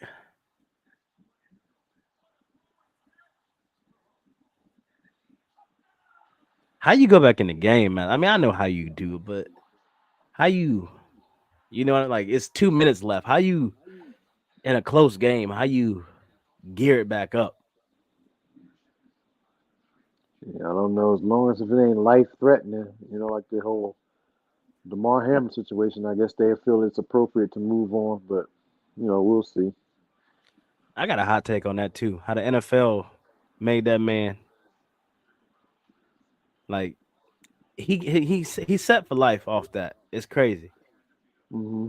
because he was a fringe roster player, Hmm. but now everybody knows his name because he died on the field, and he has set himself up from there. Like it was stories saying, "Oh, is Damar Hamlin playing? Is Damar Hamlin playing?" Like Yeah, I I mean it's felt, an unfortunate situation how he came to be, but you're right. like how rough is it for the Bills? To like, hey, yeah, he died on the field last year, but we cut him. Yeah, Like you can't cut him. Like yeah. you- Just go ahead, get that man a coaching position, all that when he retire. Like just he there. all right, before we go, who you think the coach is getting fired next? Next coach to be fired, NFL coach. Thomas Brown saved Frank Wright job. Probably Dable. You think? No, I don't think he getting fired. I think they get rid of Daniel Jones before he get fired. I think Dable. They will You be really on the think he'll hot. get fired? I feel like he could, If Kyle Shanahan misses the playoffs, is especially. that a conversation? Nah, I don't think Kyle Shanahan loses his job, but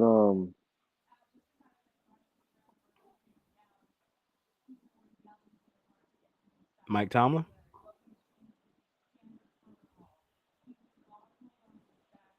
I think Brandon Staley. Actually, Brandon Staley. Brandon Staley's probably gonna be next coach. of the Chargers. Yes, I probably could see that. I may agree with you there on that one, especially if they because he's supposed if to be they a continue defensive with guru, Jason. defensive coach. You gave J.C. Jackson a horrible contract, Hmm. and you not winning games, and you wasting prime years of Justin Herbert. Um, who else? I think Mike McCarthy. I would agree with you if he was on any other NFL franchise. You right. You The right. Jerry Jones like Cowboys, Pat Riley. the Cowboys do not fire their coaches, no matter how obvious it is. Now I agree. McCarthy needs to go. He should be like yes, but because it's Jerry Jones,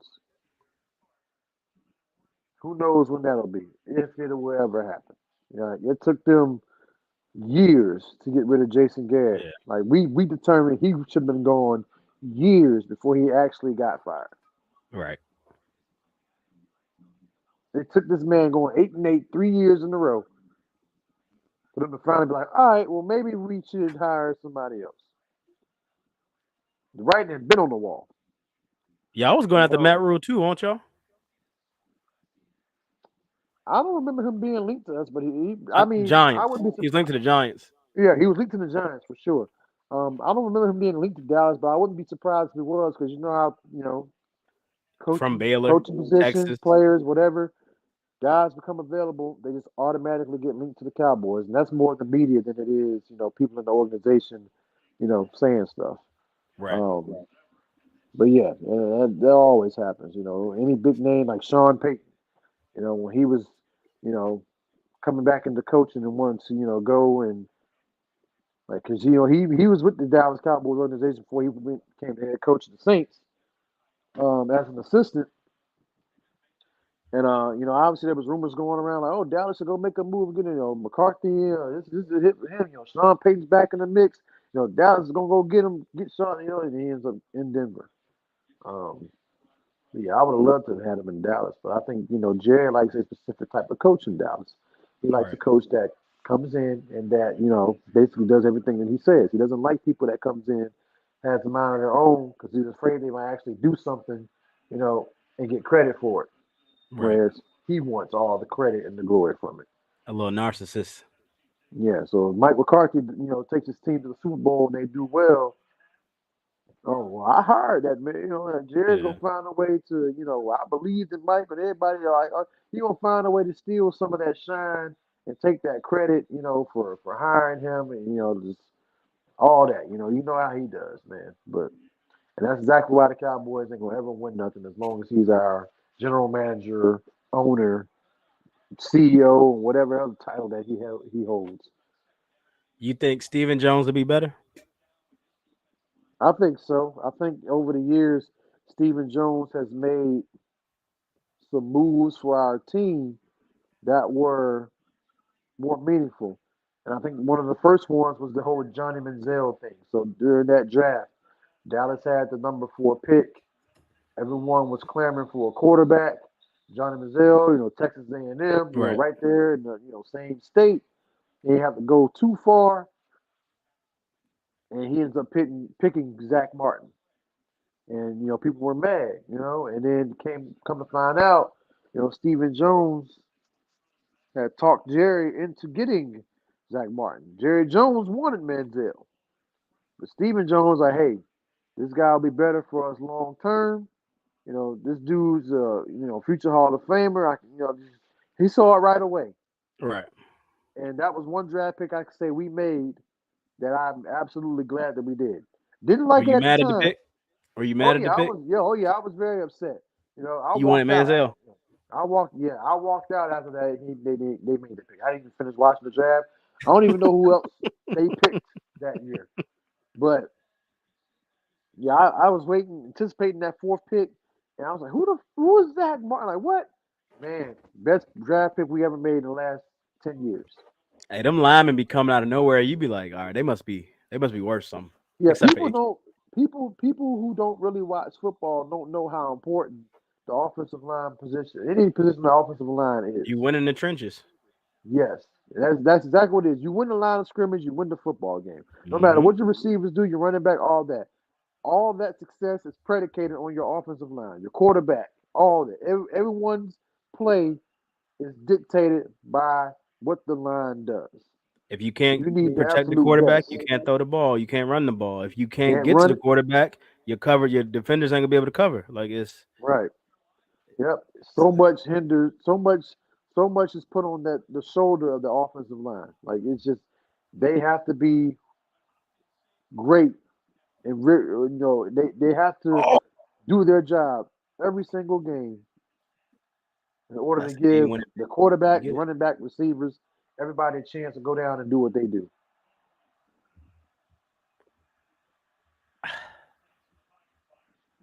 That's a game winning pick. You got to make that play. Yep. D Hop saved the game. Yeah, it's the trenches. You got to win in the trenches. You got to, and it's. I'm seeing how important that is, especially this year. Watching Austin Corbett was a big. He was his first game back last week, so Hmm. hopefully he gets better. And we lost Brady Christensen. I think we got Brady Christensen. Our old line looks better. It looks how it did last year, but I'll give you another name, Ron Rivera. Yes. Hot seat. Yeah, Yeah. especially they're selling Getting all rid of these. that. Yeah. All the play. Yeah. Unless with the new ownership group coming in, they're trying to rebuild and they're giving him a chance to reconstruct the roster and then see what he can do. Or since they're already in rebuilding mode and they're selling, he might be the next one that they sell. So they could Right. totally go in one direction or other. They stay with them, rebuild the roster, try it again. Give him a fair shake, or they let him go too and just blow everything up. You did they hire Eric Bieniemy once they had the new ownership group? Or that was before? That was when they got the new ownership group. Yeah, I believe so. They got the new ownership group in and they went and got him. But do you give it to Eric Bieniemy, or do you have a coach in search? I feel like they should give it to him and see what he'll do.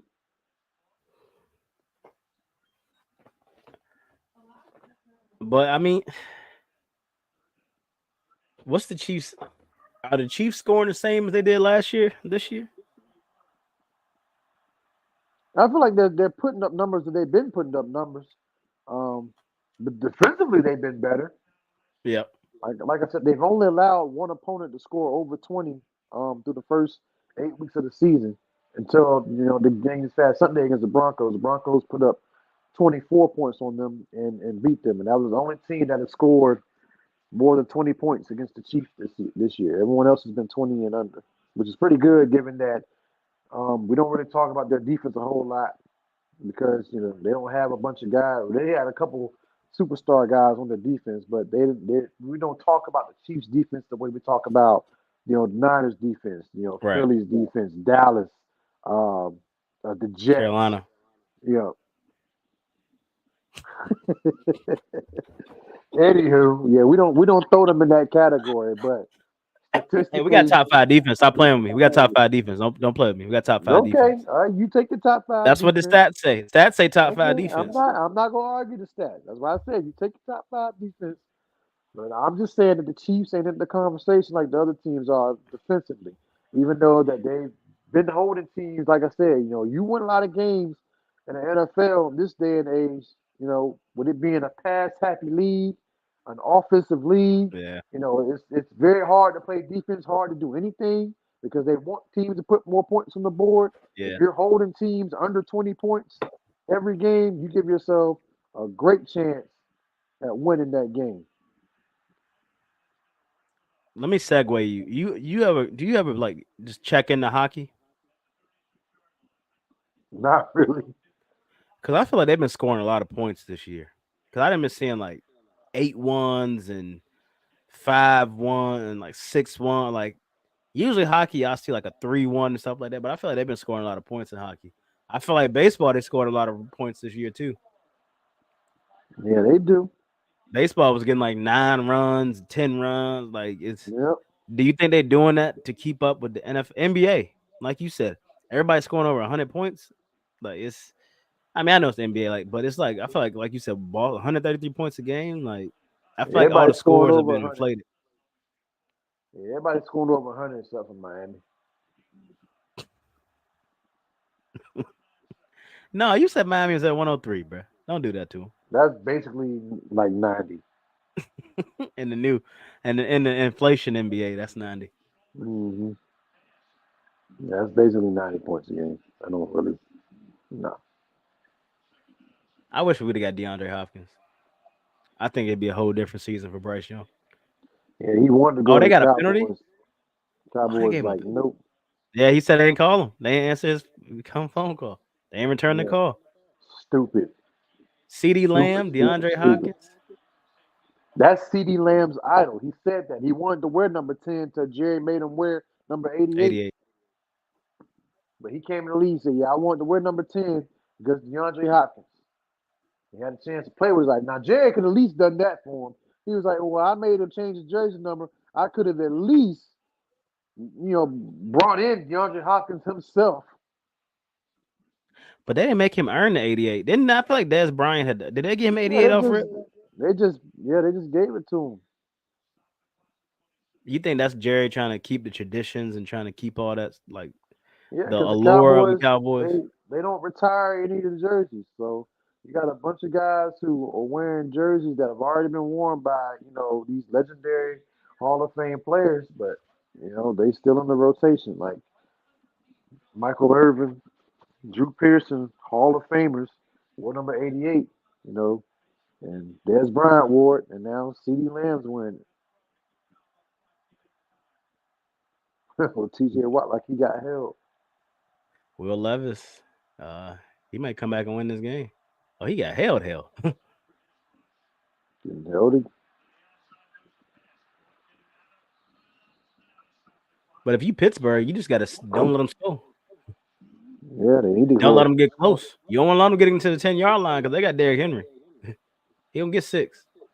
Well, they ain't gonna run the ball because they don't get it. They ain't got no timeouts. If I'm at the 3-yard line, I'm giving Derrick Henry the ball. Can't stop the clock.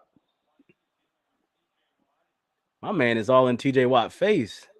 I ain't calling nothing.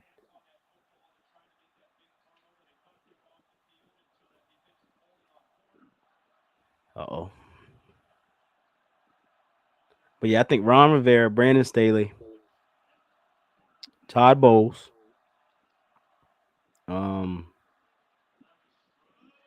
Ooh.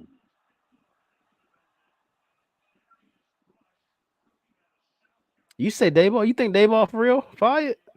Heck yeah. See what they did last year and what they're doing now. They Come made the on, man. playoffs. Yeah, and when they let it go make the playoffs again this year. But come on, that's 2 seasons, bro. He made playoffs his first season. You know he gonna be good for at least 3, I 4. mean, but they've been astronomically bad this year, though. Like That's it's Daniel just Jones. That's why you don't get your quarterback a $45 million completely not, contract. and that's might be why he time for him to go. I don't know if he Did was he give it behind to giving him or up the that GM gave deal. it to him? I don't know about all that. Probably with the GM, honestly, but You think Bill Belichick become GM and let Josh McDaniel become coach of the Patriots? heck no. They see what he does as a head coach. He's no. Some dudes are just better coordinators than they are coaches. I think Josh McDaniels is going to fall in that category, unfortunately. Brian Flores, New England coach. He could be another guy who could be in that role. Like as head coach, like, nah, but as a coordinator, he might be it. Eric Bieniemy might be that guy. That's why he went to another team in the same position. Like Yeah. usually he coordinator leads a team, assistant coordinator leaves, they go somewhere else to become a head coach. Man, this man left Kansas City as an offensive coordinator to become offensive coordinator in Washington. But you made some points too, like Steve Spagnuolo for the Chiefs, Raheem Morris, Dan Quinn. Why would I want to have the pressure of a head coach when I can just be an awesome coordinator? Mm-hmm. Like that's what I think about. Like why be the head coach and deal with all that when I can just be a coordinator? Because Yep. you You probably if got you're a good coordinator, game. a good coordinator. Yep. You ain't got to shoulder much of the blame if the team loses. That's gonna go either on the players or the head coach. Yep. Unless you just your offense or your defense is just that bad and it sticks out, then you will get blamed. Or you Kellen Um, Moore for scoring too many points. like we're Trying to score watching the too much. Pittsburgh. Yeah, true. Like we're watching the Pittsburgh Steelers, and everyone's blaming the offensive coordinator for them not scoring as many points right now. Look, 20-16. It's a Yep. low scoring game this day and age. Well, This team nah. scored 20 points and won. Um, who else I gonna ask you? Kevin O'Connell, Minnesota. Nah, I don't think he's on the hot seat either because I mean, they got they lost Justin Jefferson. He's on IR. He'll be back. He lost Kirk Then Cousins. they lost Kirk Cousins for the year. I They think got Kirk rid of Cousins is done in Minnesota. they got rid of Dalvin Cook and Adam Thielen. So like there was no expectations done, or there was no expectations for this team coming in this season. So the fact that they're even in the position that they're in, I think that's commendable. So I think you know he'll be safe for now. Um, I like him as a person, but Mike Vrabel, I think it's time for him to be on the hot seat. Yep, I agree. And then going Like through this quarterback carousel, like I said, Ryan Tannehill, I don't think is the answer. They traded away AJ Brown. There was rumors about D Hop and Derrick Henry possibly being moved, but clearly they're still there. they said that Will Um, Levis gave him hope last week, and yeah, then they come typically in and when lose. there's typically when there's hope, or when you have your certain players' names involved in the trade deadline and they don't get moved, eventually come the off season or next year, they do ultimately end up getting moved. So I feel like either Henry and or Hopkins will be playing elsewhere come next season. I think the Titans right now are about to go and rebuild them. Right? They gave away AJ Brown to the Eagles. They gave away Byard. I got to think that Henry or Hopkins is going to be next at some point. Maybe not Dallas give you a pick. the rest of this Dallas season. give you a pick for Hopkins and probably Henry. I don't see why they would want Hopkins now. They didn't go for him Yeah, back that's when he true. wanted to come there. Henry, maybe, but then again, he's going to be 30, 31. And we know how people feel about NFL running backs when they're that age, even though his production hasn't dropped off. I would just need him to come in and just him and Tony Pollard because NFL is going to running back by committee. It's not just one. Yeah, we don't even need him to be a three Yep. down back. Just come in and get them tough yards, second and three or second and goal. We're right there on the 4 or 5 yard line, like somebody who can run between the tackles and get into the end zone. Yep. Bring Pollard in, to change the pace up, get him in space. I think Mike Vrabel should go to the Patriots. I just thought of. I think Mike Vrabel should go to the Patriots. Let That's Bill it. let Bill get him put a statue up and let him go into the sunshine. Oh, and then the last question before we get out of here. Is it time for y'all to let Tyron Smith go? Yes, it's been time. I've been calling for this man to get traded for the last 3 seasons because he's I never feel like he healthy. always hurt. He's never healthy. This man has not played a full season since probably when he got drafted. No, for real. Yes, I'm not kidding. It's been years since he's played a full 16 game season or 17 game season now. How Years. old is he? I believe he's in his mid 30s, early to mid 30s. But yeah, it's time. Man. He's always hurt. You never depend on him being in the lineup. That's why we drafted Tyler Smith, not Mhm. this past draft, but last year's draft. We drafted him in the first round to potentially be his replacement because he's never healthy. I'm worried, man. It's we got contracts coming up, but you think I don't know. It's so is Tyler Smith gonna take his spot, or is you think I is think once he retires or we get rid of him, yes, he will. But as right now, he's playing alongside of him, in a different position. He will be our left tackle once he does, step down or whatever we do, we trade him or release him, whatever. But I think right now he's playing at the left tackle position. I mean, not left tackle, left guard. is he a difference maker? Is Tyron Smith that much of a difference maker to keep him, or is it just because Jerry Jones love his players? I feel like Jerry Jones just love his players. I feel like Tyler Smith is finally coming to his own. Like he came out of college, he led all of college football in penalties. Yeah, He got a bunch of holding penalties. He's got a few this year, but he's definitely down from last year, his rookie season. But he's definitely graded. He's one of the top linemen in Pro Football Focus at his position, which was very surprising to me. And I haven't really heard his name being called, especially anything negative over the past few weeks now. So maybe right, he's finally starting to get it and, coming to be who they thought he would be. right. I admit I wasn't thrilled over the pick, after we had led the league in penalties, and then they went to go drafted the number one, guy in college football in penalties. I'm just like, well, great.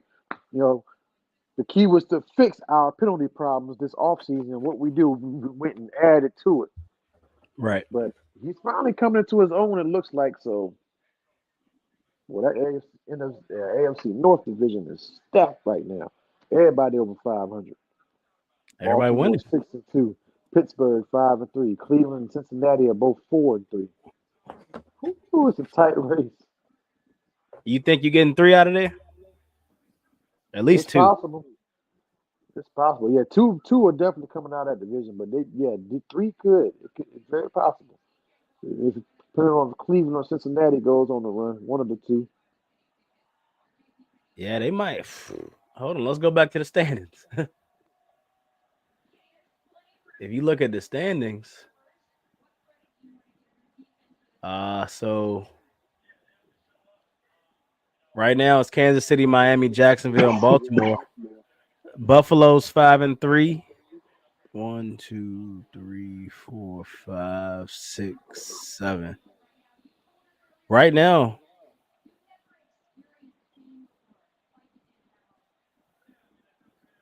Right now, three of those teams are in the playoffs. Cleveland, Pittsburgh, and Baltimore are in the playoffs in the AFC right now. Hmm.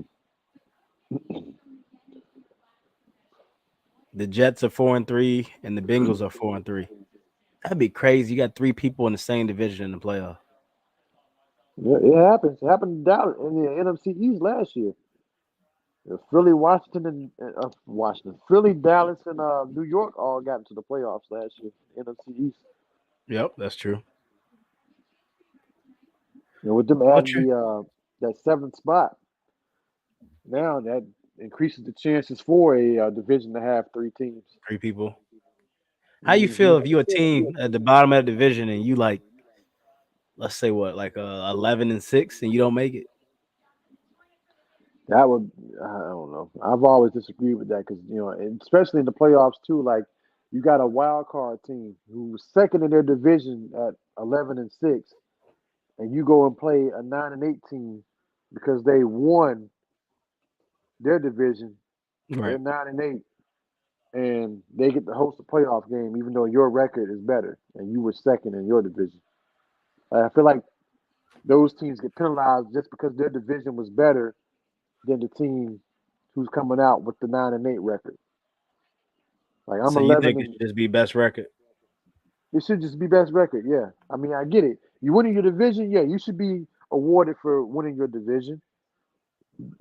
But do you deserve a home game in the playoffs with another team, the other team that you're playing against, and their record is better than yours? I don't No. think so. I've never liked that. That was like Dallas and Tampa last year.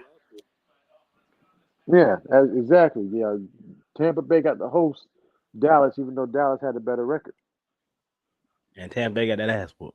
That ass whoop. But Trigger a Panther fan. Oh my gosh. yeah, you a Pan fan. We know.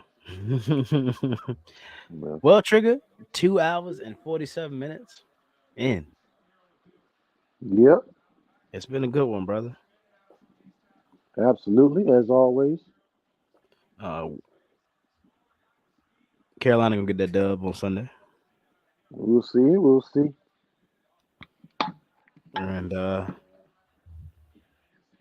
well, everybody, I'm Be Wise, It's your boy Trigger. and this is Strictly Sports, and we are out. Carolina on top. Let's go.